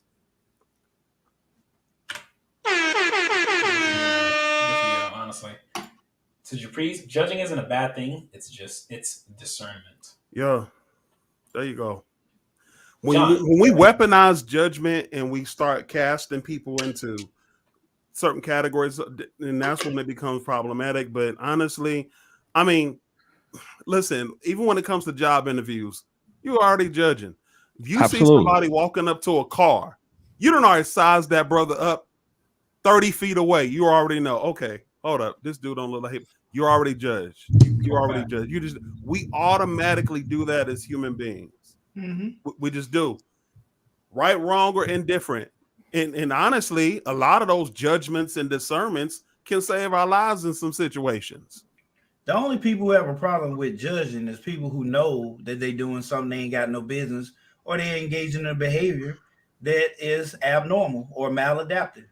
And that's just the fact. Now you're talking, brother. Now you're talking. And I agree with that 100%. But I think the backlash that the church gets is that this is supposed to be a house where it's supposed to be non-judgment. Now, we all know as humans that we all judge, but I think that's the backlash the church gets. Hold on to that, because I do like that topic, but I want to get everyone's thoughts on this question first. John, I don't think we got to you yet.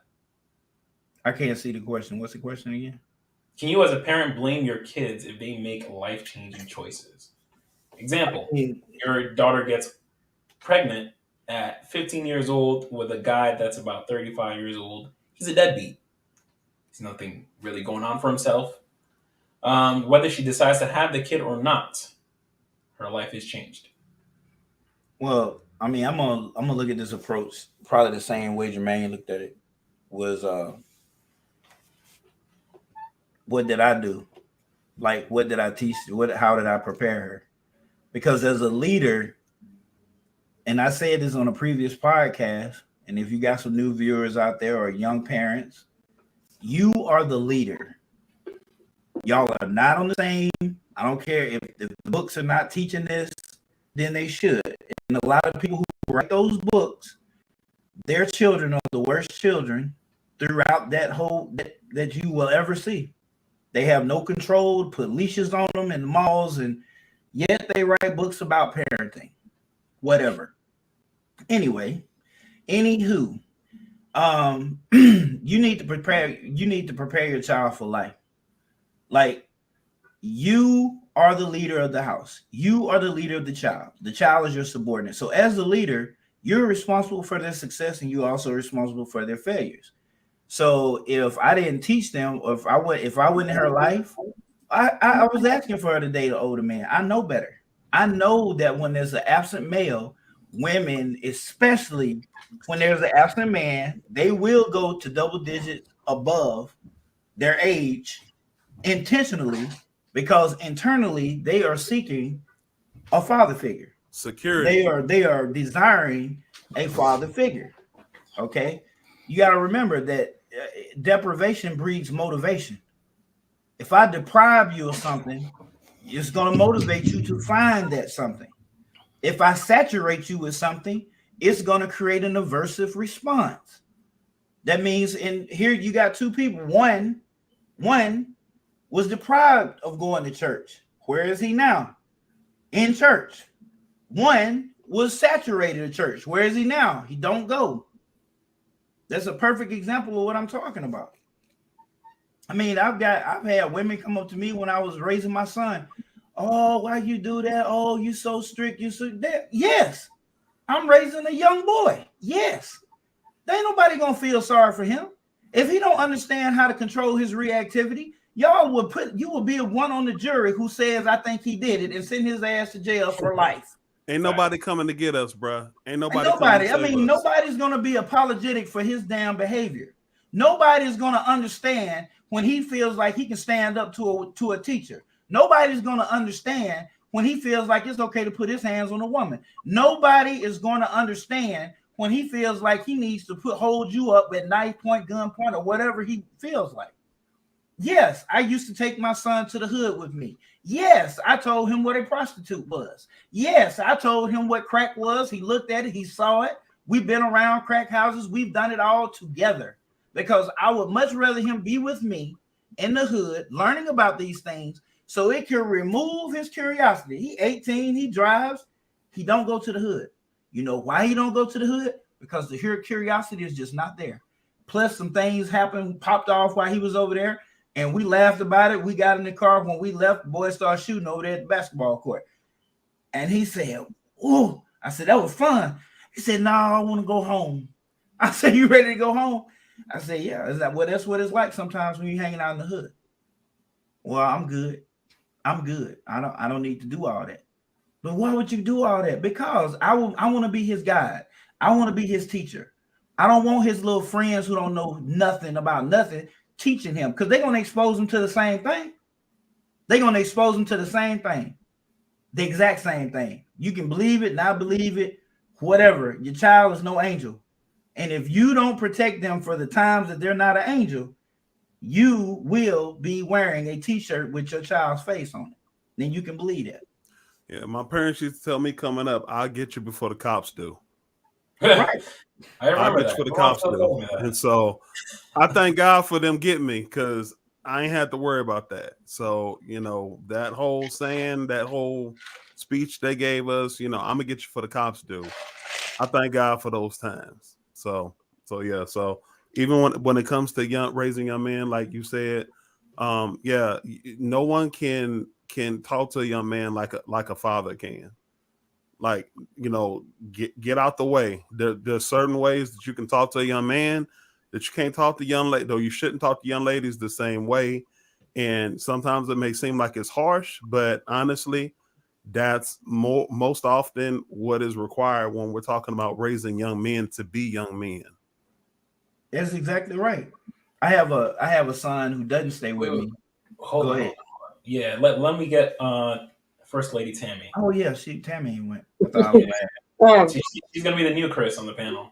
Okay, so let's say okay, so first of all, as far as church, it's interesting. So I used to go to church when I was younger.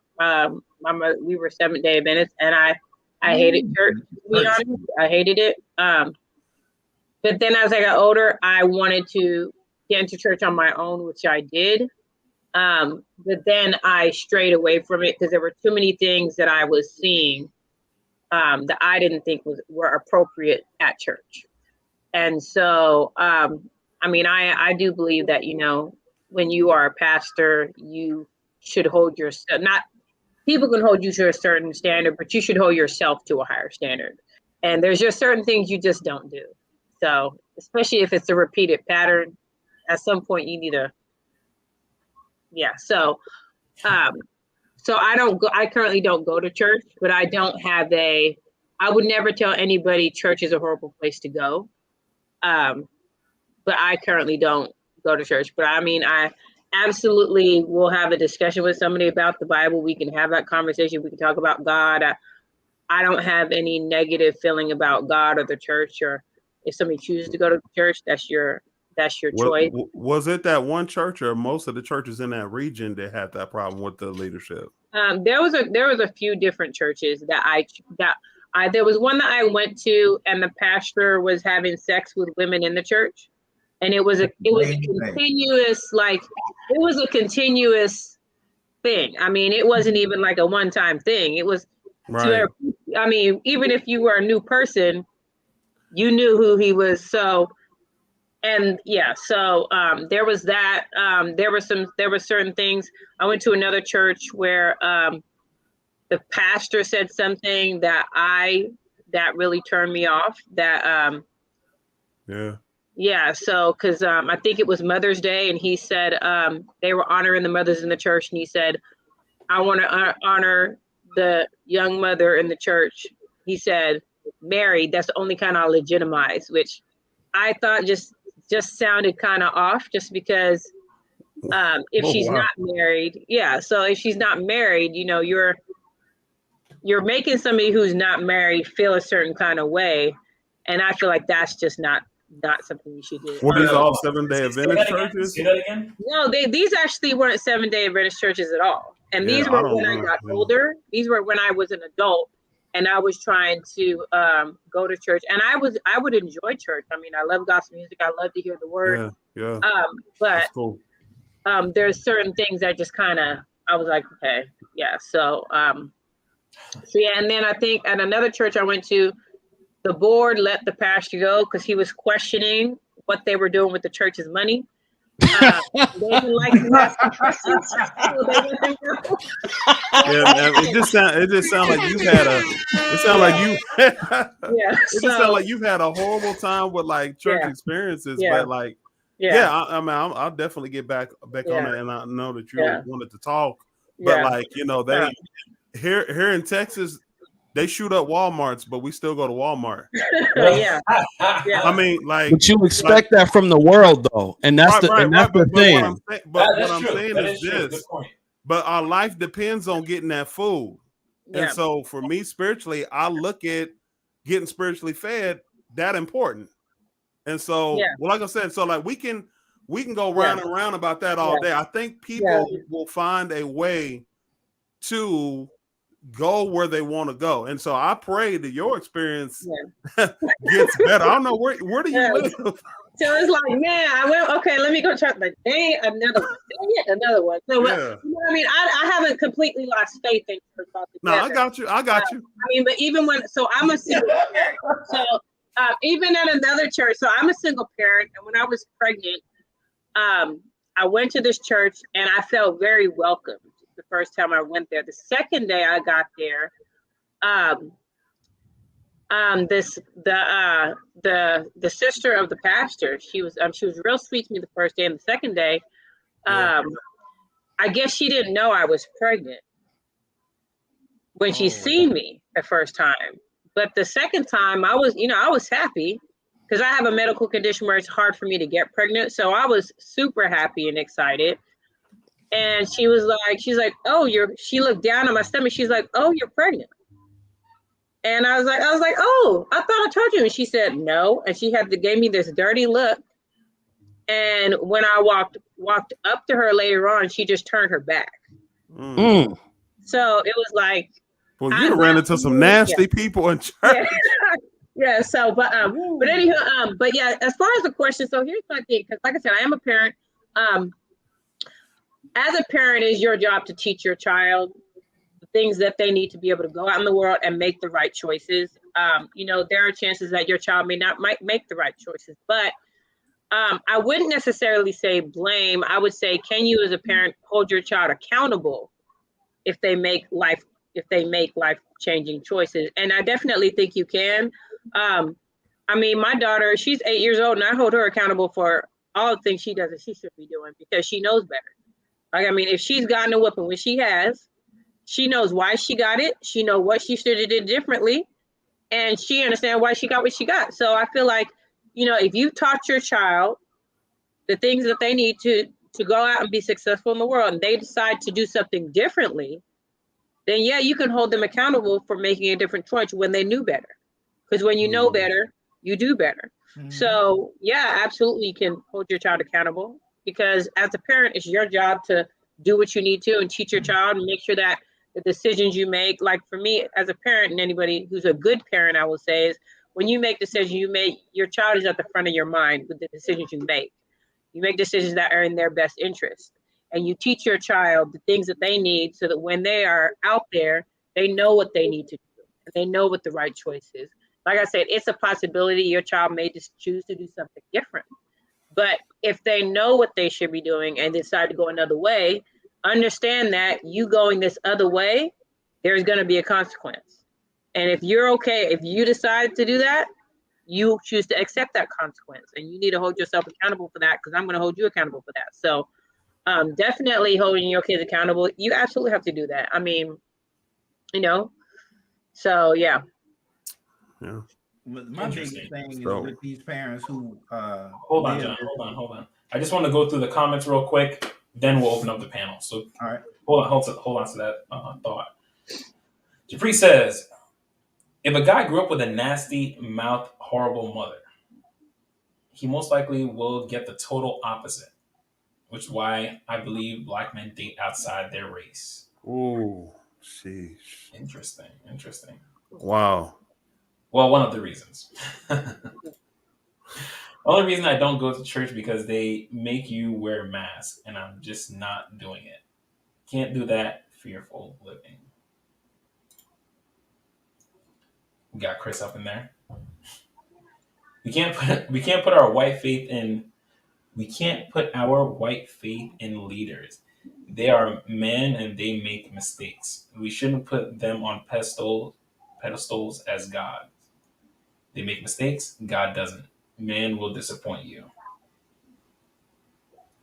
Don't put your trust in man. I mean, I believe that you should. So this is the thing, and so I mean, it's just interesting to me because I feel just wait. Hold on. Let me just get through them real quick. I know. These are really good comments, and they kind of spark a conversation. Which part? I said LOL. Black men seeking president. I meant outside. Yeah, okay. Outside. Black men seeking president. I do that little like swipe thing on my keyboard, and if you hit the wrong letter, you get some wild. My goodness, Lord. John, your opinion of church? Well, I mean, every time I go to say it, Clinton, he keep telling me down, so you have to wait. All right. After I get through these comments, and then I want to hear it. I know everyone has a lot to say, and which is good, but that's where they at. Well, I just told my daughter I was disappointed in something she was going to do if I wasn't around. She was so apologetic. I know I'm doing right. Yep. That's the response. That's when you know. That's when you know. That is the response that you want right there. And I'm gonna tell you something. She's great with her. I mean, she's really good with her kids. I know her personally. Like, she is really, really good. She's not. She has great balance. Like, I'll put it like that. She has a really good balance. She handles what she needs to handle immediately. She doesn't wait till she bought. I mean, she's in psychology like me too. So, I mean, you learn all this stuff. But she knew it because she had a good mom who did the same with her. You don't wait till you hit your boiling point. You don't keep telling the kid, how many times I gotta tell you? How many times I gotta tell you? Because the child is gonna be like, I don't know how many times do you have to tell you, but I'm gonna go do it again. Yeah. Real quick, we have 3 children, and honestly, we try to teach our children to do the right thing when we ain't looking. And so our children, they honestly, when they've disappointed us, we can see that it hurts them. And they don't want to do certain things because they say, I don't want to disappoint my daddy. I don't want to disappoint my mama. And that's the same thing we try to teach them when we talk to them about God. Because we're not going to be everywhere. When they get older, we're not going to be with them. So it's more about their relationship with God. Or am I going to do something that this displeasing to God? Or am I just not going to do it because I don't want to get in trouble? Which one? And so this is what we start teaching our kids at a young age. And we mimic that same, they model that same behavior when it comes to their parents. I don't want to do this because it displeases my parents. And I love my parents enough not to do this, not because I don't want to get in trouble. And our kids are young. Our kids are very young, but we try to model that at home so that when they're away from our presence, it's not a problem. That's good. First Lady Tammy, I believe you had something to say. Then I wanna hit something. Yeah, no, it's just, it's funny because people always say, don't put, God on a pedestal. People always say that kind of stuff. But I mean, when you are in a leadership position, more is expected. You need to hold yourself to a certain standard. Otherwise, you shouldn't even be in that position in the first place. I feel like one of the requirements is that you are held to a higher standard by other people, but you should hold yourself to a higher standard. I feel like you are in that position, God's holding you to a higher standard. And so the thing about it is, if you are doing certain things that you know are not okay, for you to continue to be in that same position and continuing to do those same things that you know are not okay, that's unacceptable. And I feel like you need to take a step down and say, okay, I need to get myself together. Because I'm sitting here trying to lead these people and I'm not even practicing what I'm preaching. So I need to take a step down, just get some counseling, do what I need to do, and get it together. I mean, he was married. He had his wife sitting in the front row every time, and it's like, come on now. I mean, it's just like if a principal is sleeping with some of the students. Yep. He ain't gonna keep being a principal and still sleeping with the kids or sleeping with the parents. It's like, no. What a teacher. They're gonna let you go. So that's what I'm saying. It's like you can't hold yourself, you can't be in that position and just think that you get a pass for certain things. No, you don't get a pass. So here, a lot of people don't know this about me, but I was ordained under Kojic. So, and I went a period of like about 3 years. I didn't have sex. Period.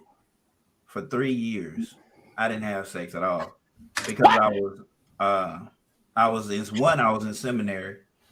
And I was getting ready to take over a church. Well, I was getting ready to do the learning part. So the bishop, I remember I was preached several sermons. I was doing really good at it. And the bishop came down to observe, and then he ordained me. We had an ordainment ceremony and all this other stuff. I was engaged for about a year on the tail end. About a year. We wasn't having sex. She lived in Florida. I was up here in Alabama. And I remember I was supposed to be preaching a homecoming. No, Pastor Bankhead was going to be preaching the homecoming. But he called me, and I was down in Tampa, and asked me the following Sunday, would I preach the homecoming, because he needed to go to the other church in Russellville. And I was like, sure. But then one thing led to another. And I had sex with my fiance for the first time. And when I called him back, I stepped down because we weren't married yet. And that was that. And that was the last thing, because when you are in that leadership position, you have power. And when you have power, much is required of you. And you can't be a leader and ask people to do something you're not willing to do, that you can't do. Yeah. You just can't. I mean, that's just the way that is. Now, When did anybody else know that I fell from grace? No, because I called it was a private conversation between me and Pastor Bankhead. When nobody else's business. When nobody else's business, why I'm stepping down. I told him I stepped down. I can't go. I don't care if I prayed and repented and did all this. I know I would have been forgiven, but that's different. It's just different. Now, if I could have went back, but I didn't. I didn't go back. I didn't.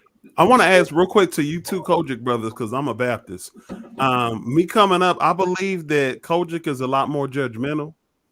They are. Yeah. Yeah. Okay. Yeah. That's what I thought, because that's what I got anyways. If you piss one of them elders off on the front row, man, you out of there. I'm telling you, they'll get you out of there quick. It's almost like it reminds me of like the mafia almost. Yeah. Yeah. What's a Kojic mean? Church of God in Christ. Say that again. Church of God in Christ. Church of God in Christ. And there's a Church of Christ, so don't confuse it. That's not, don't confuse it. Church That's of Christ, totally different. They do not believe that music should be played in church. Know, but period. Listen, bro, don't start it. No music. I got a whole video on our channel about Church of Christ, man. And so I went round and round with a Church of Christ minister one Sunday. I'm talking about we just spitting fire back and forth between each other. They don't believe they believe if you're not water baptized, you're not saved. What you mean? What do you think? Make a joyful noise unto the Lord come from. That ain't got nothing to do with just sitting there. What you mean? Well, their argument is if you add instruments, then you're not worshiping in spirit and in truth. And I don't know where y'all get that from. You worship that is some that's some foolishness right there. Some denominations believe that if you don't speak in tongues, you won't make it into the gates of heaven. That's apostolic. A gift, and not everybody gets that gift. There's like a bunch of gifts that everybody gets a different gift. I don't have that gift. Been I don't have that That's gift. why I can read people real good. I've had people tell me since I don't speak in tongues, I'm not saved. That's not true. Well, hey. But according to apostolics, if I don't speak in tongues, I'm not saved. Well, I guess I just ain't saved if that's what your standard of salvation is, but that ain't what the Bible says. But anyways, I know we're not trying to get off topic on that. But No. I wanted to go back to what we were saying before. Had a little quick personal story of mine where you guys were talking about how kids typically don't want to disappoint their parents. They would much rather get beat, scolded, anything else but disappointment from their parents. Yeah. And I remember when I was younger, I did. Me and a couple of friends, we went and spray painted this middle school. We walked down the block, spray painted a stop sign. All right, we spray painted "Go" on the stop sign. All right, because we're smart. And then we went to go spray a doghouse. Okay, cops were called. We were picked up by the cops and taken to the courthouse. What we had to do, since the judge was nice enough to us, is we just had to write a 100-word apology letter because we didn't really do anything too damaging. We didn't have to do any kind of community service, nothing. We just had to write an apology letter. It didn't even have to be, spell check. So we could say, I'm really, really, really, really, really, really, really sorry. That counts.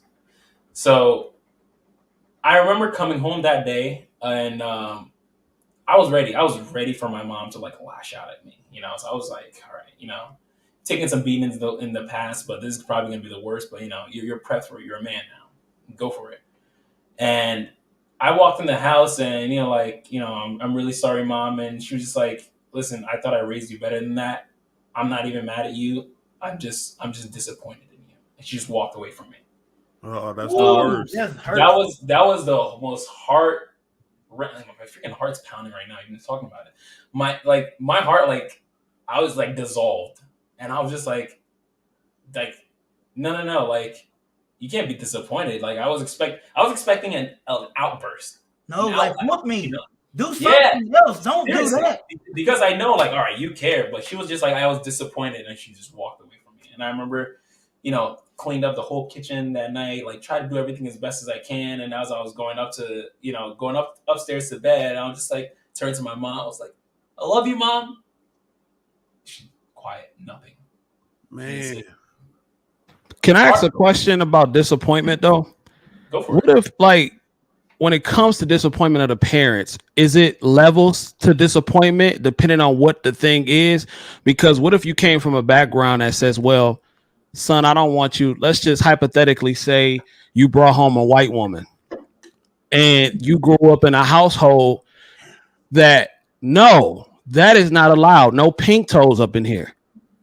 But you bring one home. You love her. You in love. And you got that same look of disappointment. I'm not mad, son, I'm just disappointed. Would you feel the same way, even though you love this woman, even though she might not be of the right color? So that's what I'm saying. Like, what's the levels to disappointment? So with disappointment, I would say, wait, hold on. Let me just throw something out real quick. With disappointment, I definitely think that it's when you know better. Right. Some people know better. No, some people are taught that. Like, I am like, not me, but Pan-Africanist. You know better. You know you're not supposed to bring no white woman up in here. You dig what I'm saying? But that's not. There's no justification. But that's not a right and wrong. Exactly. That's not a right and wrong. Exactly. That's not It's a like, universal right and wrong thing. According to who? According to the law? But see, it's purely like, all right. Let's just even step back and say like morality. Are you gonna say dating a white woman versus, like, you know, killing someone would be in the same boat? Like, there's a huge disparity. Exactly. Like, There's a it doesn't even add up. But you can compare. But you can also compare. Right. You can compare that. Like, I have people like this in my family. Yeah. You know, my parents weren't like this, luckily, because I dated many men of many different races. My parents weren't like this, but my aunts and certain people in my family, when they found out that I was dating people of other races, they were greatly disappointed. And they've said that their children know that if they bring somebody home of a different race, it's over. That they're going to be highly disappointed in that child. And like, they're raising their child that that's the wrong thing, because if they do that, they're, what's the word? Like, going against The family disgracing. Yes. Some people get killed for stuff like that. I think Japrice Yoakum said it best. He said that's unreasonable disappointment. It's unreasonable, yeah, but it could drive the same feeling in the child. They're like, I'm not going to do that because my parents are disappointed. I think that's where we talk about. I guess there's age. With age, that's what I was asking. Is there levels to it? You have more discernment. Like, so if you're a grown person hearing that, you learn like, wait a minute. No, y'all just think backwards. Y'all got some backwards thinking, as opposed to a child. So I think that's a huge difference between being a child hearing that and being grown. And you know, in your parents saying, you know what, I'm disappointed in you because you did that. At that point, you know good and well, no, y'all are just off in y'all thinking. You see what I'm saying? As a Christian, what if your child brought home a person of the same sex? Hold on, CJ. John, you had something to say? You had something to add? No, I want to hear what CJ got to say. I add it here. Go ahead. Well, Go ahead. I'm just. Get it I mean, Clement, is it okay? Hey, go for it, baby. No, okay. Well, would you have the same thoughts if you had a son that brought home a man as a Christian man? Well, I'm gonna just keep it a buck. I don't that in our Christian faith, that is a sin. It is not a sin to date outside of your race. So in our Christian faith, yes, that is a sin. And I don't have any, I unapologetically say without any stuttering, right. I would feel that was wrong due to our faith. And I could point to certain scriptures that will say that. But nowhere in the Bible do you see where dating someone, marrying someone of another race is a wrong thing. And that's when it becomes, again, where we start making up stuff as we go. But that's according to what you believe, though. According to what you believe in the ideology that you adopted. That's why I'm asking, is there different levels to it? Because I respect what you believe and I respect the ideology, but that's your ideology. In some cultures, in some different kids, and that's how I would feel. Right. I can't account for it what everybody else does, but as for me and my house, that's what we feel. Absolutely. So, but you had said that you can't compare the two. It's not comparable because you compare dating a woman outside of your race to murder.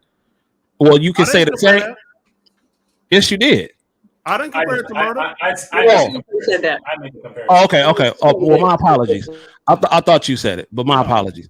So, and that's what I'm saying. It's all a base by base. It's all a case by case scenario of what is right and what is wrong. This is why perspective is a good thing, but it also can be dangerous depending on how you look at things. Well, see, I think that's one of the reasons why we have the Word of God as our baseline, and we know good and well that hate speech like that, hateful. When you start talking about stuff like, "Hey, you can't marry someone of a different race" and all that, we know that a lot of that is rooted in racism and hate, and that goes totally opposite of what the Word of God teaches. So I can't back that, but I can back what I said that I was against. I can back that. Right. But so this is that slippery slope we talked about earlier in the podcast. When you start making up stuff as you go, and what seems right to man, in the end, that is the path of destruction. It seems right to you, but you caught up in your emotions. You've not based that on any scripture, anything like that. You can always try to justify your actions. You can justify doing foolish things all the time. Mm-hmm. But at the end of the day, if we don't have a moral compass, a basis to base anything off of, then people can just say, you know what? That light is red. I don't feel like I need to stop. Let me go ahead and blow through the red light and risk killing somebody. Because you know what? It's my perspective. And then when you start making an argument for these, well, you get 6 or 7 other people who believe that you should be able to drive how you feel. There and you y'all go. get some organization going on, and you get you a group together, and you come up with you some type of mascot and turn. Isn't that how religion starts, though? I ain't talking about religion. I'm talking about how silliness and stupidity starts. This is how it all starts. And now we are a disproportionately represented minority group, and you are discriminating on how we feel. And it's wrong. It's wrong. If I feel that I'm in a hurry and I don't need to stop, I'm not hurting anyone. It's me. If someone dies, it's me. Shit like that. And that's the way it ends up happening. And then all of a sudden, oh, he's racist against the way people drive. Cancel his ass. You can't do that. Yeah, it's good. I'm just telling you how it goes. That is exactly the way it goes. And there's other stuff that's brewing that's about to start really popping off with the whole pedophilia thing. You just watch. In the next 5 years, you're going to start. Oh, that's going to be legal. It's going to be legal. It's going to trend in about 5 years. Yeah, we currently live in a society where we just make stuff up as it goes. As we go. We just make it up as we go. Hey, there's no right or wrong. Everything is perspective. Everything is subjective. Let's just make it up as we go. You got to have a we're pushing too much for behavior off of it. We're pushing too much for egalitarianism. We're pushing too much for everyone has to get everything the way they want it, or else it's just not fair. It just don't work like that, man. Don't work like that. Don't work like And that's that. when you open up Pandora's box, because the world has told us that. The world has told us that everything is okay and everyone is equal. And ain't nobody. And that's not true. You got people who are smarter than other people. You got people who are smaller than other people. You got people who look better than other people. You got people who do play football better than other people. The closest athletes would be the closest thing to equal, because they have a solid foundation. They have benchmarks that they've met, and pretty much there's not going to be, if we put this in a statistical problem, there's not going to be variance in this it's not going to deviate too much from a specific point. Not much. It's going to be some slightly faster, some slightly slower, but they're going to be about the same point. And they still outperform. It's some that's just exceedingly better at their shit than them. So how the hell you think a whole bunch of other people, normal people, not really athletic or anything, how you gonna all be equal? And what planet is that on? I mean, it's a whole fact, but we all know that. That's just, it is what it is. CJ had to go. It's a shame. He was good. Thank you, CJ. To anyone watching, that was CJ, the high value nurse. Go to his channel, subscribe to his channel. Great guy. a lot of useful information for guys that are looking for men and women that are looking to get into nursing. He's a great guy to follow. So definitely check out his channel. And that was a lot of male talking. Okay, all right. If any feminist out there was watching, there was a lot of toxic masculinity on this panel. Ladies, that was a lot. All right, ladies, let's hear what you had to say. Go for it. On what? On everything that we just said. First Lady Tammy. I mean, I don't really have a lot to say. No, I mean, yeah, I don't really have a lot to say. I mean, I kind of agree with a lot that's being said. So yeah, I don't really have a lot to add, except for the whole thing with parents being friends with their kids. I mean, I'm a teacher, so I see a lot of that, and a lot of parents not taking accountability for their badass kids. So. And they come in trying to get on to you and make you adjust to their child and shit like that.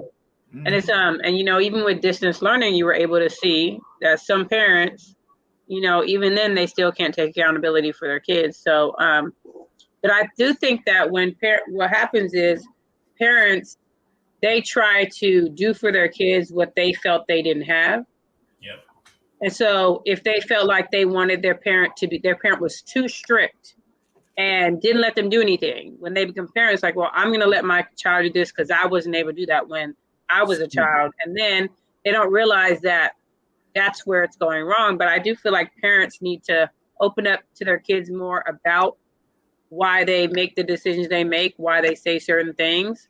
So I feel like it would help their kids understand them better and know, for instance, if you have a parent who they don't let their kids go to friends' houses, don't let their friends come over, talk to your kids about why do you feel like that's the right thing? Like why, talk about the things that you went through as a child and how you grew up so your kids will understand you better.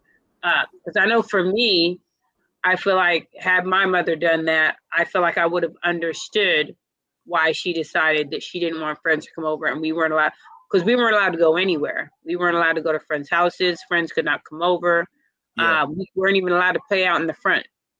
So, and I would get so angry because I didn't know why. And so I feel like if my mother had talked to me about, when she was younger, what she went through, I think I would have understood it better. And then I wouldn't have been angry because it would have made sense to me. So, but parents don't talk about those things. There's a lot of things parents don't talk about. And I feel like that can be detrimental because I feel like it does open up the communication with your kids. Your kids will feel like they can talk to you more because they feel like they can relate, that you can relate to them a little bit more. So they don't feel as detached. So, because I know that's how I felt when I was younger. I felt I was detached from my mom. My mother and I didn't have a good relationship at all when I was younger. We have a great relationship now. And most people find that amazing that we have the relationship we do now because of the stuff that I dealt with when I was younger. But that's the thing is, I feel like had my mother opened up to me more, our relationship would have been a lot different than it was. So, and she did open up when she got older. So I understood the stuff that she went through and why she made the decision she made. But I feel like had she opened up when I was younger, I feel like that would have helped her to put her guard down a little bit more with me as far as saying, okay, now Tammy understands a little bit more. Now she knows me a little bit better and can see why, why I don't want you to go to friends' houses, why I don't want friends coming over. So, but yeah, I mean, I definitely don't, even with my daughter, like I said, she's 8. If she says something, even if she says, if I call her name and she says, huh? I say, excuse me? She says, yes, mommy. So she corrects herself real quick. And even at her age, she doesn't like for me to be upset with her. So she is very careful in the things that she does, even at 8 years old. And she knows if she's done something wrong because her whole body language, everything shifts when I ask her a question. Everything shifts. So so I have to reassure her that I'm not upset. I just need for you to talk to me to tell me what happened because I don't want her to be so upset she doesn't want to tell me anything. I want her to feel like, yeah, my mom's upset, but I could still talk to her and I can still explain to her what happened. But she knows, like even at her young age, she knows there's certain things that she should not be doing. So that's why I was saying earlier, when she does, and she hasn't gotten too many whoopings, but when she has, she knows why she got it. She knows what she should have did differently. And so even at her young age, I have those conversations with her because I want her to know these are the things that you should not be doing. You make the choice that you want to make. If you make something different, that's on you, but I'm gonna hold you accountable for it. So, but yeah, like I said, as a teacher, there's a lot of stuff that you see, a whole lot of stuff that you see that, me personally, I wouldn't, I've told my kids, I said, I have an 8-year-old daughter who has more respect than you guys. And they're kind of surprised when I say that, but yeah, she's 8 years old. And the way she talks to me, you guys will be surprised, especially the way you guys talk to some of these teachers. But I get a lot less than some other teachers get, just because, like I said, there's so many differences. But yeah, see, that's why I couldn't be a teacher. Yeah. Who is he talking to? Yeah, CJ, you're muted. I don't know if CK, you're muted. I don't know if you know you're muted. I'm sorry. Just today, I put out on social media.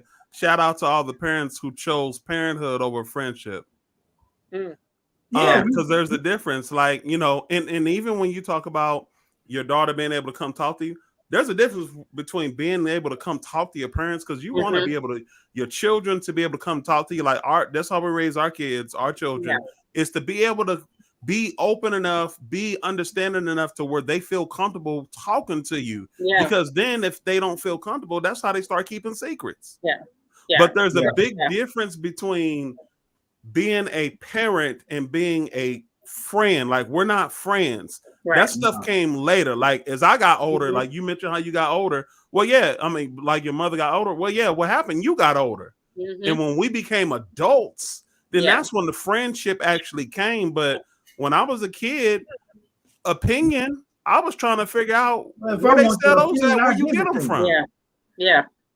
So because it just wasn't that dynamic. They didn't cross that line, because when you cross that line with being friends, like I'm not a peer with my mother. She's not my equal. I'm not her equal. I'm not the equal with my father. There's certain lines to this day I still don't cross with my parents to this day, and I am 40 years old. I just won't cross those lines, but I can still talk to them, have a loving relationship. But like, I think that's one of the things we talked about earlier today on the podcast, that people are they prioritize being friends as opposed to being a parent. So and that's the thing. When I was younger, I couldn't. Hold on, Tammy. Sorry. I want to get to Chris real quick, hit the comments, and then we'll move on to the next question. No problem. We still got some questions to go. I know you guys are enjoying having a good time, and I love it. But we still got a panel to run here, okay? Come on, people. I'm not wearing a bow tie for fun, all right?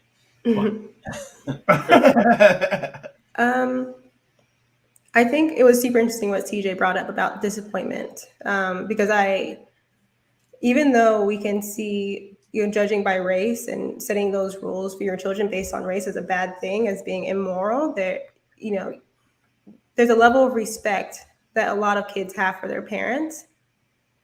And sometimes it doesn't really matter whether or not it's justified. Maybe at a certain age as a child gets older, but I think there are lots of children who avoid doing certain things, even if it's not justified, because they know it will disappoint their parents. You may have your few who may test the waters, but I think that I find that really interesting that it applies there as well. Like that disappointment, the children will still feel that disappointment, even if it's something that isn't morally okay. And as far as what Miss Tammy was saying about her wishing that her mother had explained more to her about why she couldn't do like certain things. My mom was extremely overprotective. But she didn't quite explain until I got older why she felt the way she felt. And not only did that affect it, in the long term, it affected our relationship, because I didn't really want to talk to her when I was older, because I felt like I had to go to everyone else anyways and have them explain it to me. This idea of you're not old enough you can't understand this, has made me feel like it was like there was a lack of respect there, if that made sense. Like it wasn't a two-way street. You can tell me not to do it, but you can't give me the lesson as to why I can't. Not that I'm entitled to that necessarily. I'll say it again. Your questions and thoughts were minimized. Yes. Yeah. And so it's really important, I think. And Uncle Stu and I had this conversation as well when he came onto my channel on Saturday. He was saying that so many parents don't want their kids to do certain things, and they instill that fear into them, but they don't give them the tools that they need to actually work through that problem when they do get to it, or have that discernment to understand that this is unsafe or it is safe, like letting your child play in the front yard, but helping them understand like, okay, well, you can do this when there's someone else out with you, when there's an adult out there with you. That's a safe situation. Kind of explain to them why that's the case, but you just make them afraid of being outside.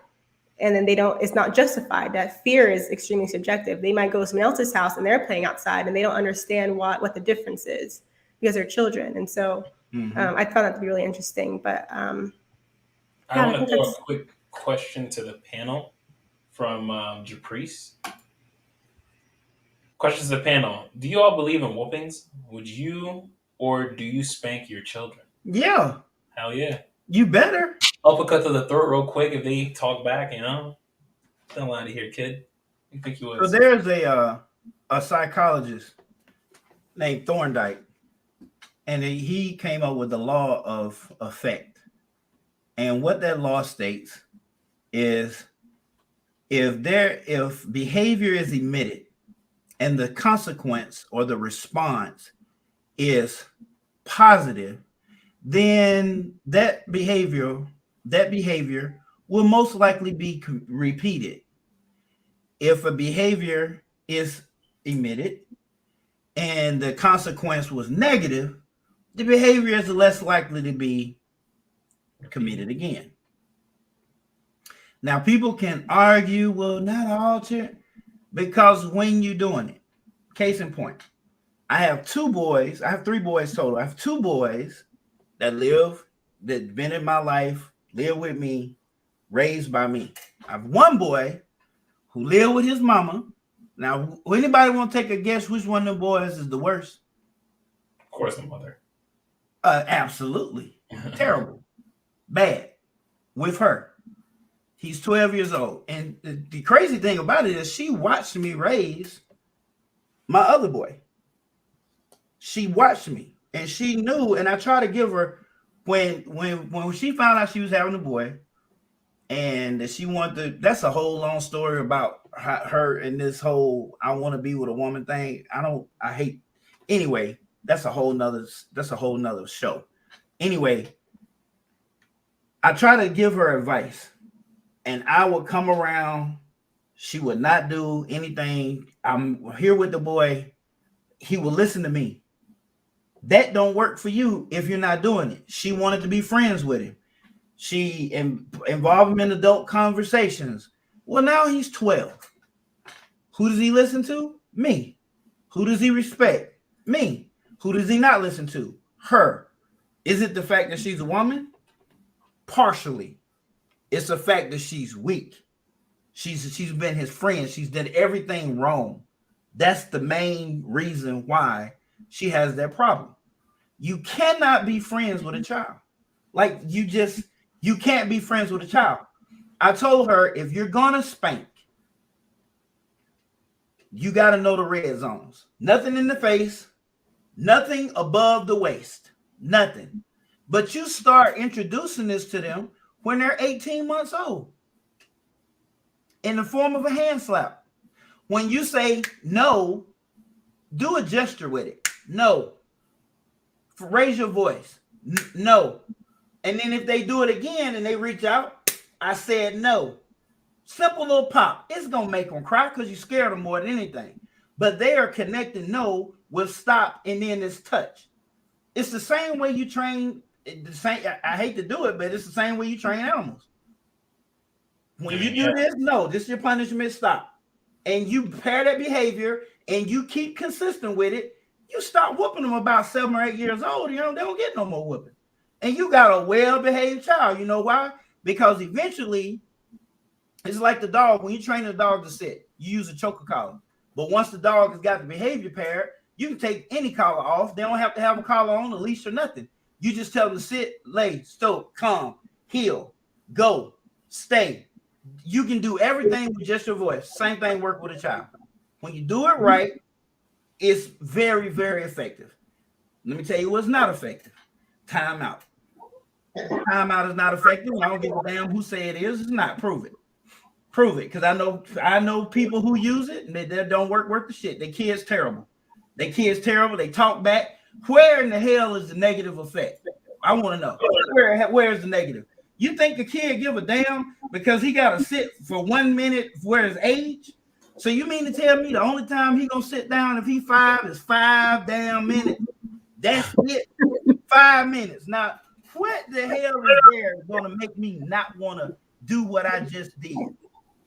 Can I say something? It's gonna encourage me. Real quick, last thing, and then we'll move on to the next question. We are pretty far behind. Okay, so real quick, I do believe in whooping because I've whooped my daughter before, but what I've noticed is that I did that once, and the behavior that she did that got her that whooping, she didn't do it after that. So I do believe it can be effective. I also believe there's a difference between discipline and punishment. I do think there is a difference between the two.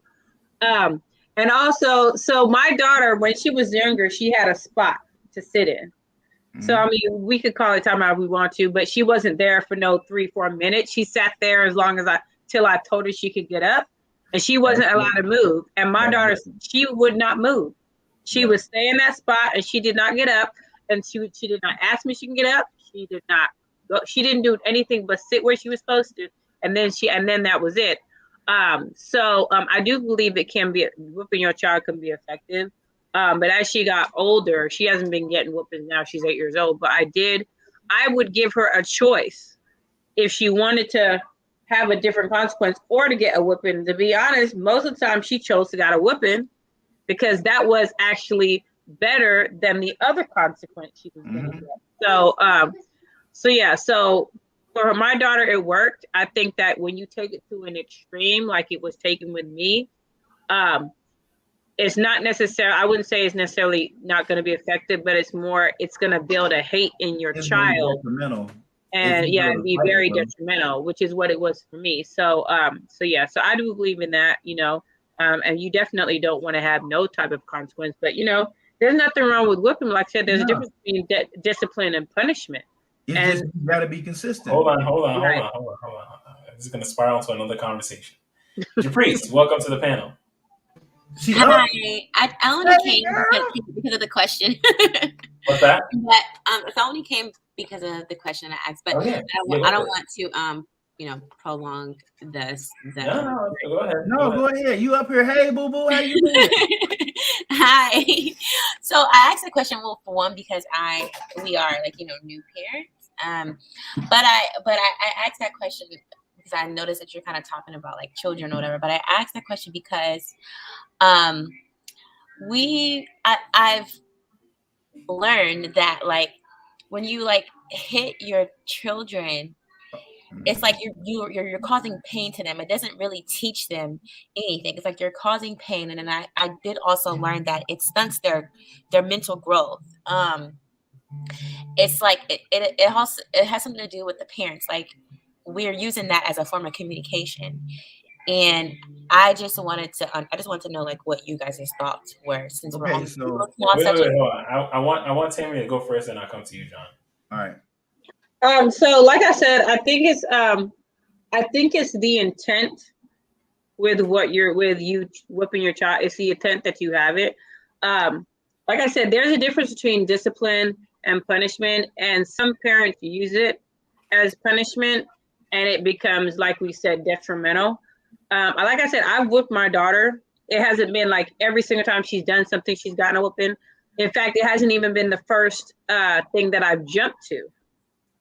Typically, if she's gotten a whooping, it's because I've done other things and those were not effective. So now we're at this point. And so, like I said, with my daughter, it was to where I told her how many times I was going to hit her. And I hit her those exact times.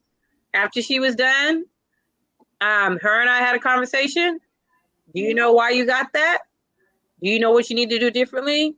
This is why I felt that I had to do this, because we tried this, and now we're here. And like I said, whatever she got a whooping for, she didn't do the same. She didn't do it again. She learned from that. And like I said, it wasn't like the first thing I chose to do was whoop her. In my house, when I was younger, that was always the first choice, was a whooping. There was no other punishment that was used.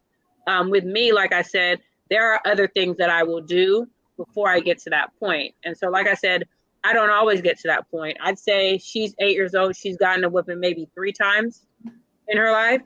And that's all it's been. But I do believe that if you've tried, and this is just me personally, if you've tried other things and those are not effective, then if that's what you need to do, then that's what you do. But make sure that you are staying in the discipline and not taking it to where it's punishment, because that's a whole nother thing. So, okay, John.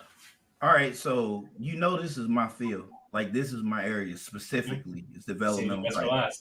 All right, so there's research done by Calvin College that has debunked a lot of the research that you'll see out there, that is not enough to show that there is any. The research that was conducted by Calvin College was actually what's called a cross-sectional study. So it's another form of a longitudinal study, but it's over a period of time and it's different age groups. A longitudinal study is the same age group and they study that same age group over time. So that's the primary difference between the two. And it uncovered that kids who were spanked prior to the age of 6 grew up to be more successful. They understood, they listened more in school, their reactivity was better, which means their resiliency was improved, meaning that when you're going through it, they can cope. They don't look for a social out, like they don't latch on to things in society to cope, that they learn how to internally self-regulate. That's why I was saying, like, it starts at 18 months old. You don't wait till a child is like 10 and 12 talking about spanking. That's way too old to spank. You need to come up with what's called positive, either a positive punishment or a negative punishment. Positive punishment, and none of this works if you don't mold the child first. So I want you to think about this. I know you're reading books and you're reading books. I know you're reading books. I'm not going to talk about the books. No, I got it from I watch a lot of Jordan Peterson. There it goes. Yeah, Jordan Peterson. Yeah. I'm going to tell you something. European Americans have the worst children ever born to man. Like, their children don't listen to nothing. That is true. All right. That's going to spiral to a different conversation. We're not spiraling. We're not spiraling. They just do. All right. So at any rate, that's neither here nor there. I'm gonna stick to the point. Yep. You have got to condition this child. The child comes into this world, does not know anything. The child, if you left and put that child in a room and just put food in there for the child to eat, that child would never speak. It would never talk. It would never do anything but what it knows is which is to sit there. That's a fact. That's 100% true. That's where feral kids, they learn this with feral children being raised by animals that act just like the animal that they were around. So if we know that, meaning whatever you do, that's how the baby's going to respond. So if you pair the right behaviors as a parent with the baby, longing, giving them chores when it's time for them to have chores, giving them things to do, and allowing them certain freedoms, but not too much freedom to where it creates motivators, then when it's time to stop spanking, or because you're only going to do it in certain circumstances. The only reason you spank is when you do it young is to teach them no. When they understand no, and you're so consistent where your voice is enough to make them stop, you don't have to spank no more. Spanking should not be an ongoing thing. If you've done it right, around 6, 7, 8 years old, it's over with. And I'm going to say 8 because I had boys. Boys are just a little bit damn more stubborn than girls. Girls, you might spank them once or twice their entire life. I mean, they just get it. They learn fast and they're like, hell no, I don't like this. And they're not supposed to like it. How effective would prison be if people like going to prison? How effective would it be? It'd be a nice apartment.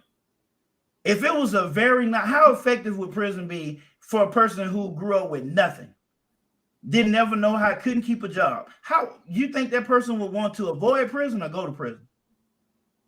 Probably want to go to prison. Your child should not look forward to being in trouble.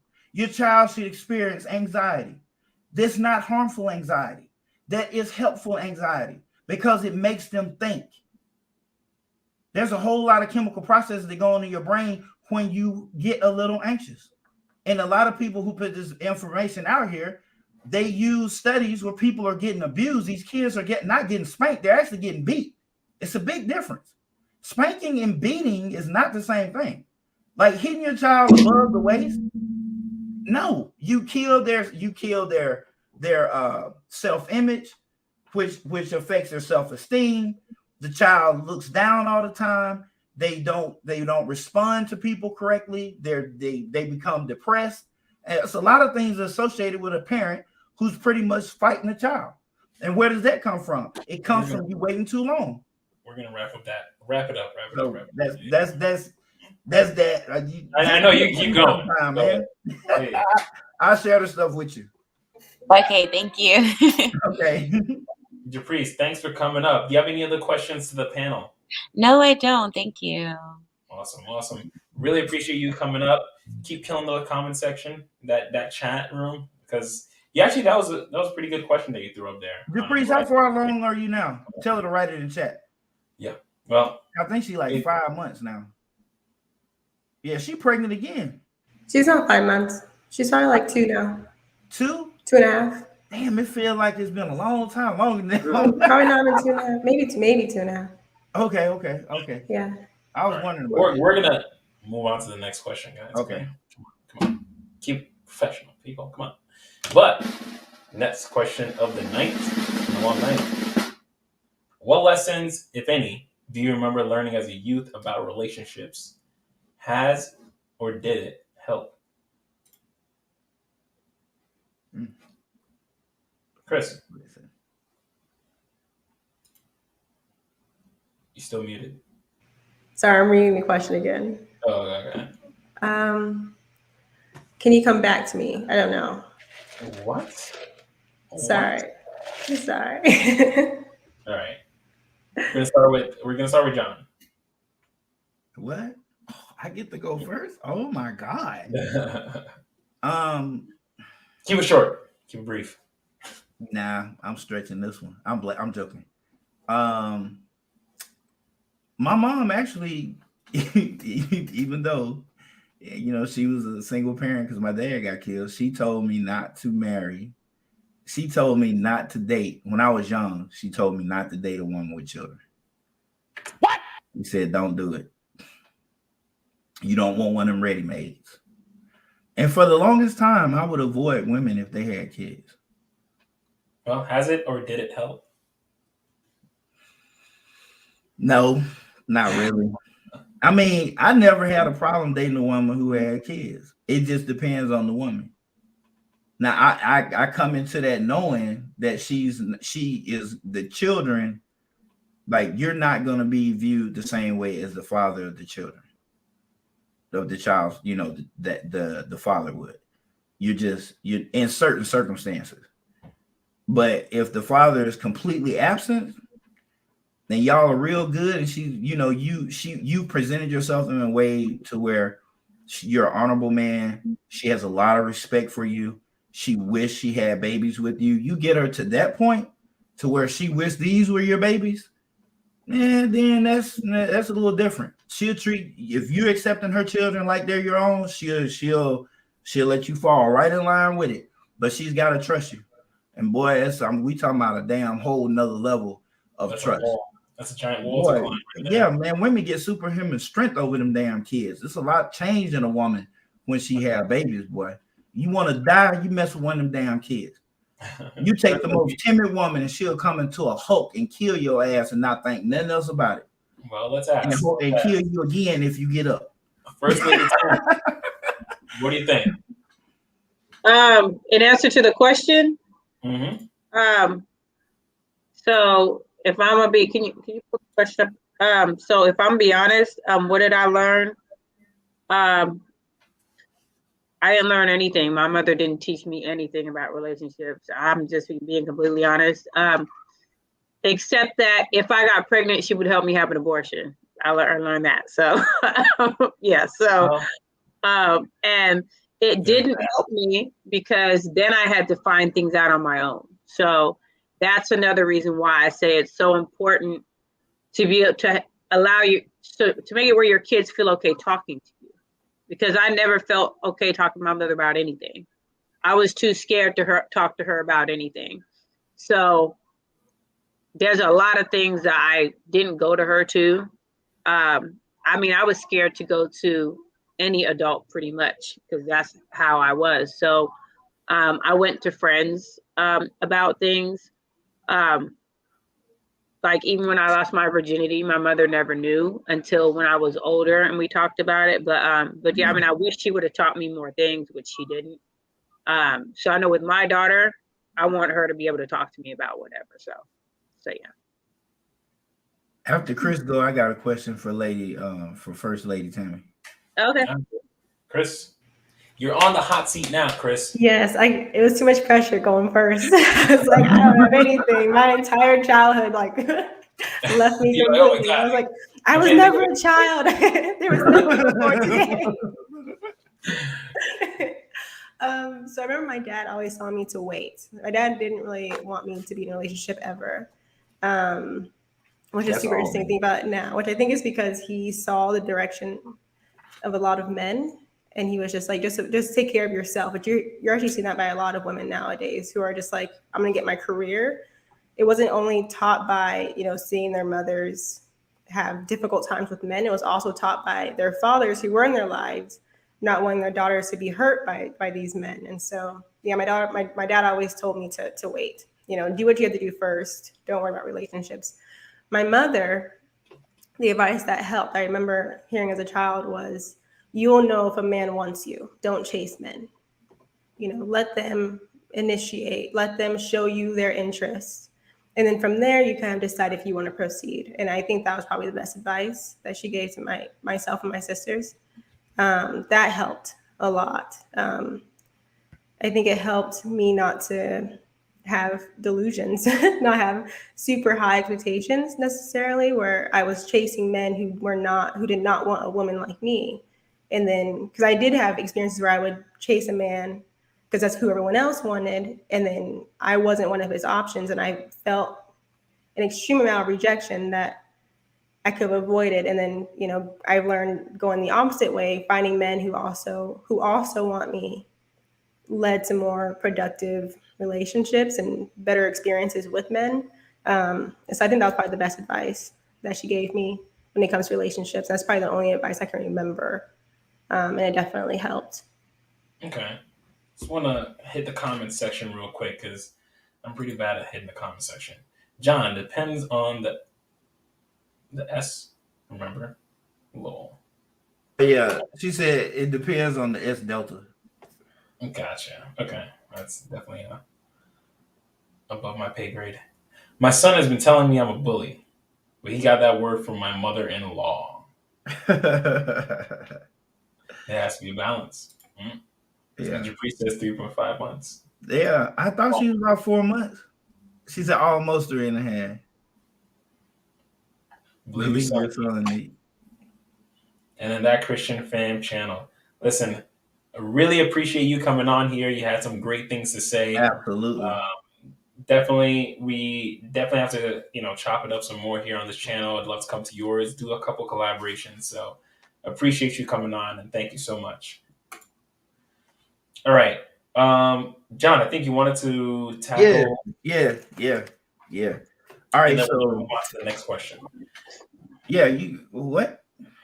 Well, after you go. And oh, okay.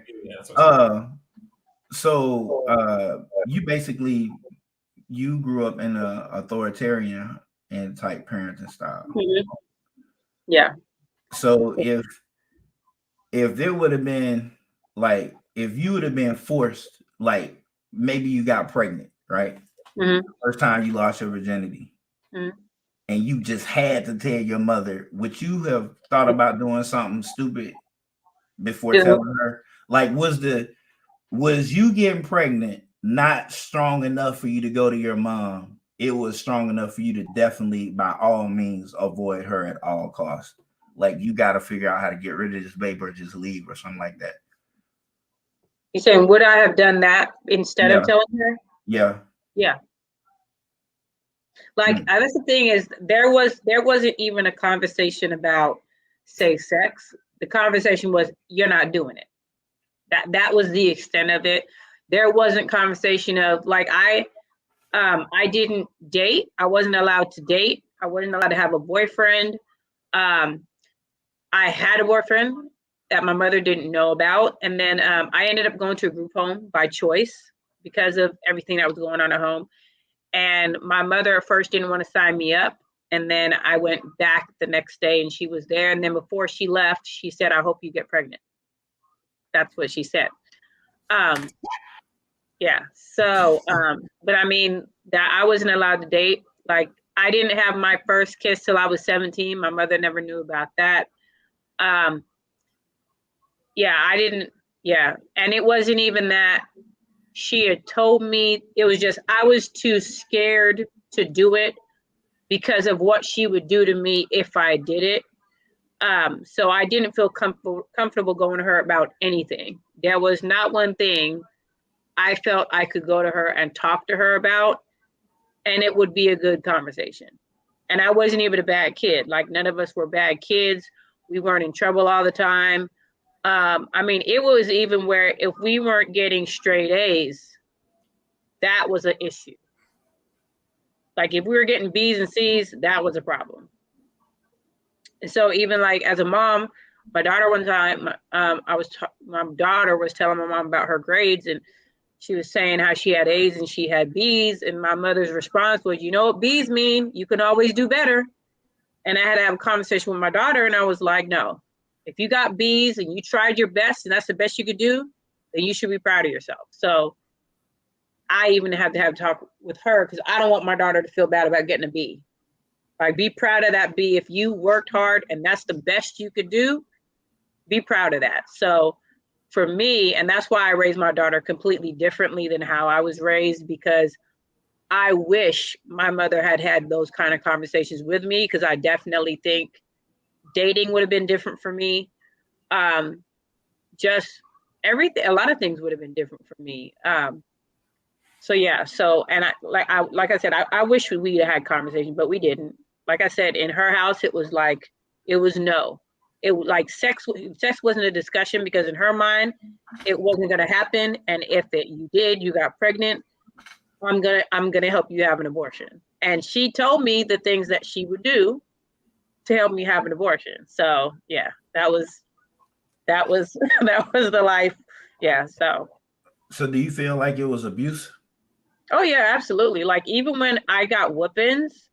I mean, I felt like it was, but I wasn't gonna say that because you're talking about your parents. So I'm just not gonna come right out and say that. But no, it was authoritarian form of abuse. It was like, even like when I got whoopings, my mother put me in between the box spring and the mattress, and she would sit on top of it so I could not move. That's like, corporal punishment. That's not corporal punishment. That is abuse. Call that what that is. That is not corporal punishment. Corporal punishment is bend over, touch your toes, pow, pow, pow. That's corporal punishment. That shit is, I don't know what that is. That's a form of torture. That ain't whooping. They both sound similar. I don't know. No, they ain't. They look different. Yeah. And I mean, that's not even all. Like, that's why when I tell people that we have a really good relationship, they think I'm joking. I mean, we talk almost every day. I tell her I love her. She says the same thing. I've let her come and stay at my house, no problem. I've let her be with my daughter, no problem. But like, she don't the same way at all. No, she doesn't. And I know she loves my daughter to death. I know she loves her to death. But yeah, like when I was younger, like I said, I went to a group home by choice. Like, it was better at a group home than it was in my home. So, and my dad wasn't around. And so even with that, I'm a single parent, but she has a relationship with her dad. So I don't take that away from her because I feel like that may have been taken away. And that's the thing is like I raised her completely different because the stuff that I dealt with and went through, I don't want her to experience that. So that's why she is able to come and talk to me. That's why, like I was saying earlier, as far as the whoopings, you know, I even whoop her differently than I did because for me, it's discipline. It's not punishment. Exactly. So, so yeah. So, I mean, but like I said, I wish my mother would have had many conversations with me about, you know, about sex and, you know, boys and all these different kind of things, but there was never conversations ever. So I regret that bothers me about things. But then as I got older, my mother wrote me a letter to tell me about how she grew up, which explains certain decisions she made as far as why we couldn't go to friends' houses, why friends couldn't come over. But it still didn't explain why there was never a conversation. Why was it always what I say is what I say, and you can't question it. You can't ask anything. Yeah, that's an authoritarian parenting Yeah. style. I'm So, more authoritative. Because I said so. Yeah. I think it's like the worst thing. Yeah, that's the worst thing. Yeah. That and permissive parenting leads to very bad results. What do you mean by that? Whole, I just want them to know life in the world and just experience it. Like we're not gonna have a gendering party. We're just gonna let them live and exist and see what they want to be. And if it's a free-spirited penguin, so it is. A baby. Yeah. You gotta have some babies. It's gonna be baby. And I'm gonna chest feed, not breastfeed, because that's subjective. What? And I will not allow society to dictate my body. On that note, Chris, you got anything else to add to that? And then man, on to the next question. No, I agree with Miss Tammy. Mine wasn't as extreme. Like that. Yeah, I'm sorry, Miss Tammy. Did you but have I can anything completely from relate. childhood? Go ahead. No, I'm done. Did you have anything from childhood that you felt you really helped you move forward through life as an adult? Anything from childhood? My siblings. If I was an only child, I don't know where I would have ended up. Shit, screwed, man. It sucks. Yeah, and then my father was always there, but he worked a lot, and so a lot of growing up, I remember this is why I struggle with that whoopings question because, like, I would get home from school, my mom would wake up my dad from sleeping to punish me, so it created like a very weird relationship with my dad and I. And so mainly I had my mom, and she was just afraid of everything. And that's because of her childhood. But yeah, I don't know if to answer your question at all. Probably not. You can re-ask your question. And I was like going down memory lane. You went down memory lane. And you said some things. I don't know if that answered your question. Can you ask your question? That's again? what I got. I'll try again. Round two. What was your question? All right. There's times where because I said so is okay, but a lot of times coming back and explaining is needed after the fact. That is a whole fact. A whole fact. Mm-hmm. My mom definitely stressed that when she was raising the four of us, which is I'm never going to tell you because I said so. We got spanked. We knew why we were getting spanked. If we were told to do something, we knew why we were told to do it. If we're doing the dishes, if we had to do something, if I had to do something and my older brother or little brother did not have to do it, I knew exactly why. There was nothing was left open-ended. So we always had an explanation. I did actually recently have a conversation about this with my mom. And it was about how she raised us boys versus how she raised my sister, her daughter. She raised her daughter to be extremely independent, essentially. Not even independent. I don't want to say independent because that has a negative connotation to it because of the climate that we're in. But she raised her to be assertive and kind of stand up for herself. where she raised us, the boys, to be more meek, to be more go with the flow. Whatever the woman says goes. And we recently had a conversation about this, and I was telling her, I'm glad she raised us to be respectable, but she also raised us to be doormats. Especially as a guy. Listen, all the lessons that she instilled into my sister, she should have been instilling into us as well. If anything, more into us than into her. Whoops. Didn't mean to do that. More into us than into her. Because as guys, we need to be the assertive ones. We need to be the ones putting our foot forward. We need to be the ones constantly taking the lead, taking charge. And she raised us to be the counter to that. And I was telling her, well, she actually was a lot of times that she's watched the panel, she's actually realized, like, wow, I didn't realize how much I was harming you guys in that sense. And I was telling her it wasn't really you doing that, because again, it takes two to parent. And my dad should have been taking that role. He should have been the one stepping in, and at least the way I look at it, he should have been the one stepping in and showing me how a man should be moving in the world. So that's what I feel I learned from my childhood and how it's impacted me. But to the comments, and then we're gonna pull up Mr. Best in the World 84. In certain settings where because I said so is necessary. Maybe at that time in that situation they can't explain, but they will tell you later when they can. That's fair. Mr. Best in the World. How you doing? Doing great. Shout out to everybody on here. Shout out to John. Shout out to Chris and Ebony. Definitely shout out to UCKQ. Shout out to First Lady Tammy. Yay! Yeah. Yes. You know what I mean? But yes, I just really came on here to support First Lady Tammy. You know what I mean? Show that love. We just got done wrapping up a segment. I would say, to answer the question, the one lesson that I learned as a youth was to be very attentive of my surroundings, and just be very, very attentive of just who was around me. My grandmother always told me, watch as well as pray. And she always was, on me about, if I made a mistake or if I wasn't careful about different things that I did. Sometimes she's a little extreme, especially with certain things regarding my brother. She's a little bit extreme, but, me and my brother are not related, but she's a little extreme with that. But outside of that, she was very, very on top of me about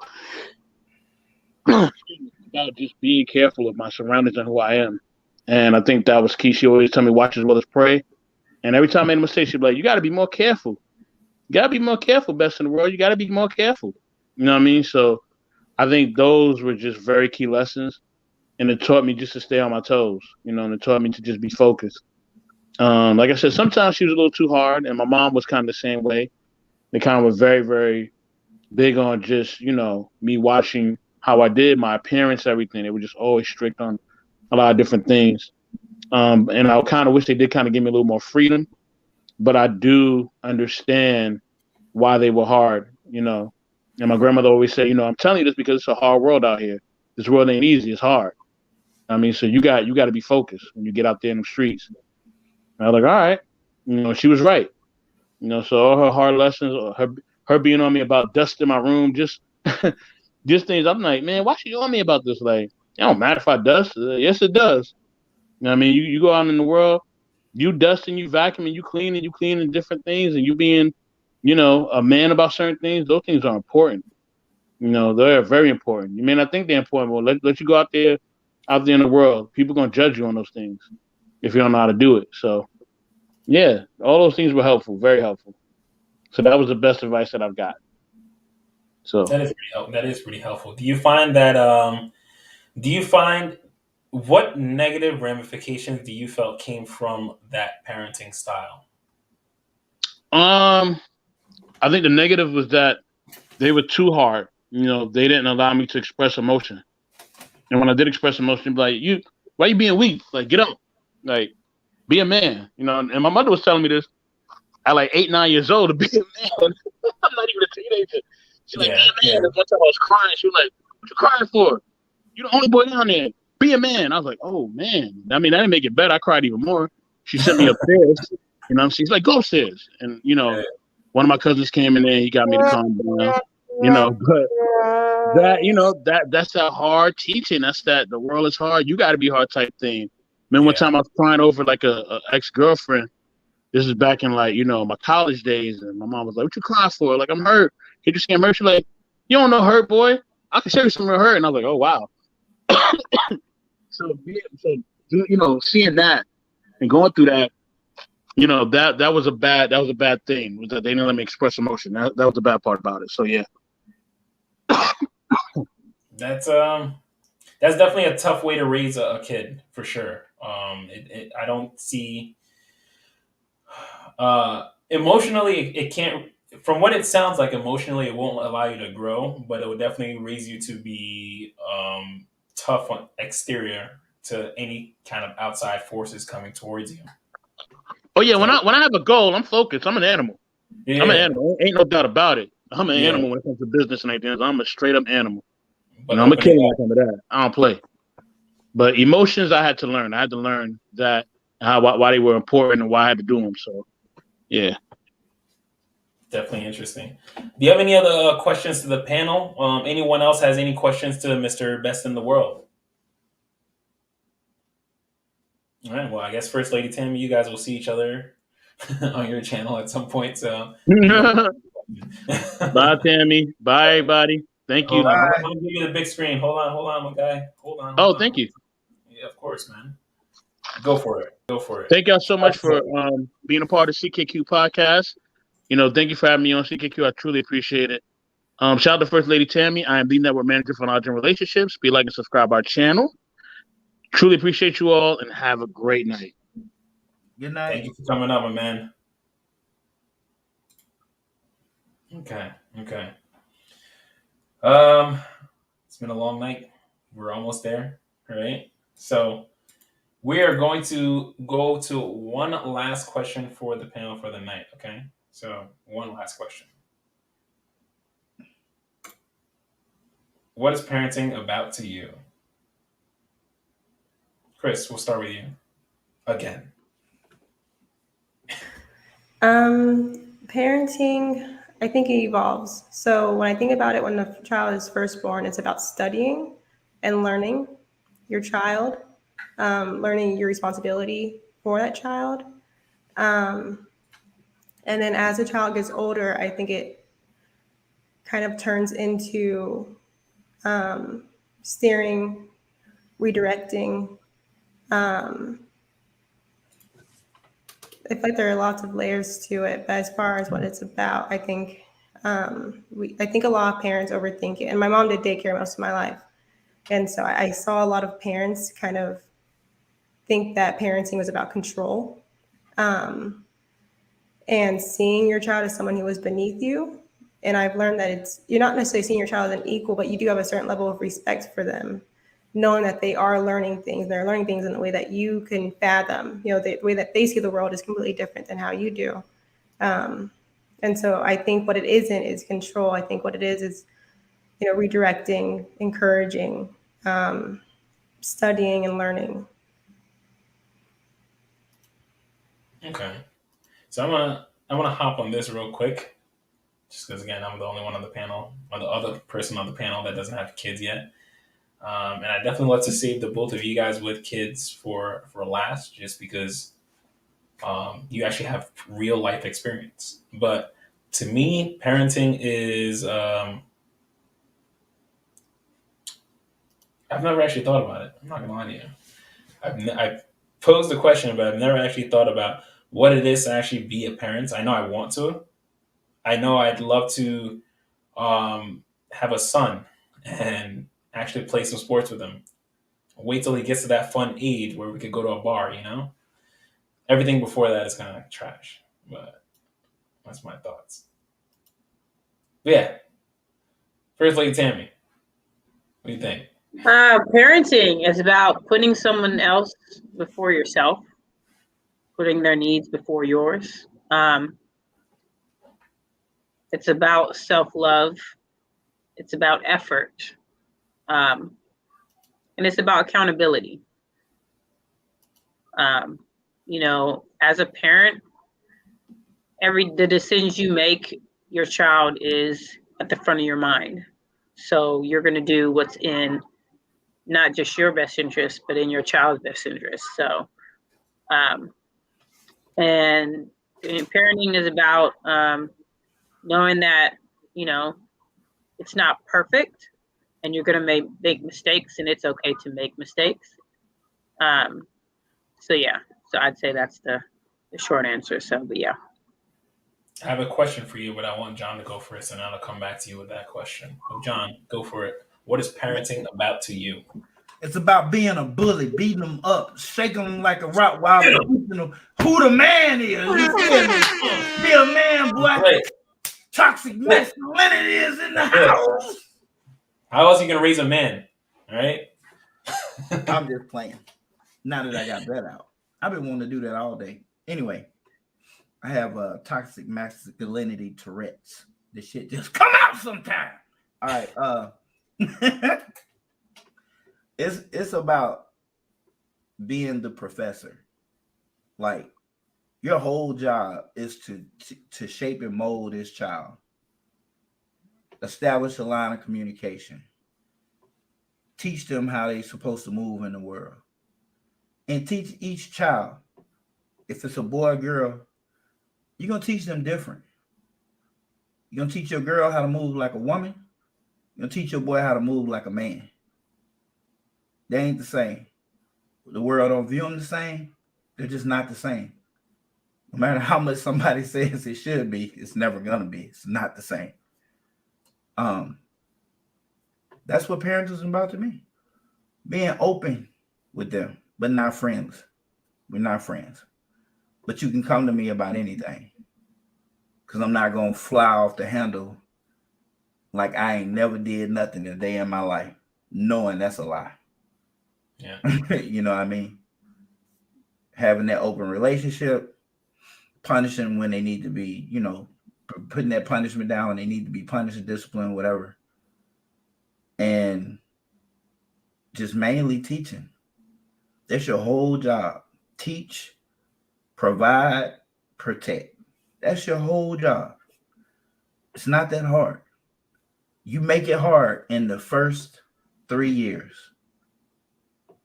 You either gonna raise a lap baby you can't do shit unless the baby right there on your damn dress tail or in your lap, or you gonna raise a badass baby who don't listen to nothing, or you gonna raise a balanced baby. They do shit sometime, but most of the time, 90% of the time, they good. That's what it is to me. That was dope. Honestly, I loved all of your answers. Then you gotta beat their ass up every night. Of course. I mean, that's a given. You don't have to say that part. I mean, you gotta, you know, pop them every now and then to let them know who's boss, you know? Let them know. First Lady Tammy, I wanted to ask you a question about what you said, but I honestly cannot remember. I did want to add something real quick.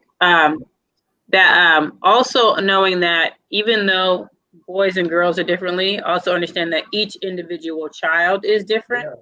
Yeah. And you have to raise each child differently and know that they're not going to all be the same. So, even when they're the same shape, you gotta raise them. You gotta raise them different.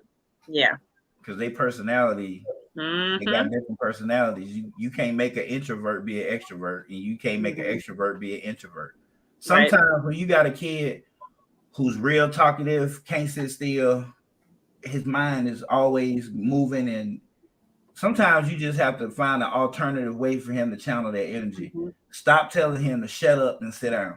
That's the worst fucking thing you can tell a kid. Stop telling him to shut up and sit down.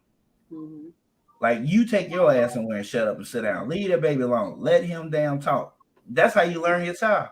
Let him talk your fucking ears off to a point. See, you know what I'm saying? I was gonna say, like, that's a lot of talk. I don't know.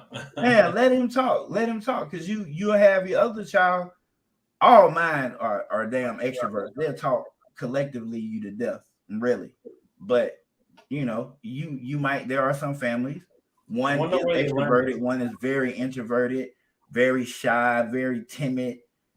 You can't. You can try to help him with that, but you don't need to try to like force him to be like. And do not compare your children to other fucking kids. That is a huge, major no. Major no. You don't do that. You want your kid to despise you, you start doing shit like that.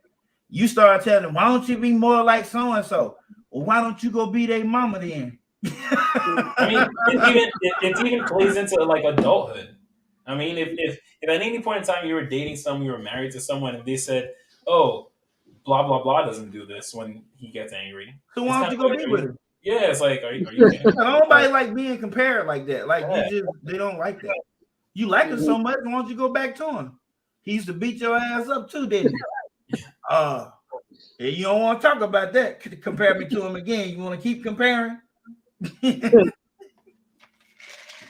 We'll go back to a couple comments back. Generationally, we've seen what this world has done to our Black men. Yeah. What's up, Knowledge and Relationships crew? Shout out to you guys. First Lady Tammy, that's your crew right there. Appreciate you guys. My question is, why Best in the World is so damn fly? I was like, what is BITW? It took me a while. Honestly, I wanted to read it just because I'm like, I figured it out. I cracked the code. So that's really why. But abuse is totally different than punishment in this one. Yeah. Some of us were straight up beat with extension cords, racetracks, hangers, switches, and belts. When a simple whooping would have sufficed. Facts. Yeah. And then told your ass to stop breathing. You're like, stop.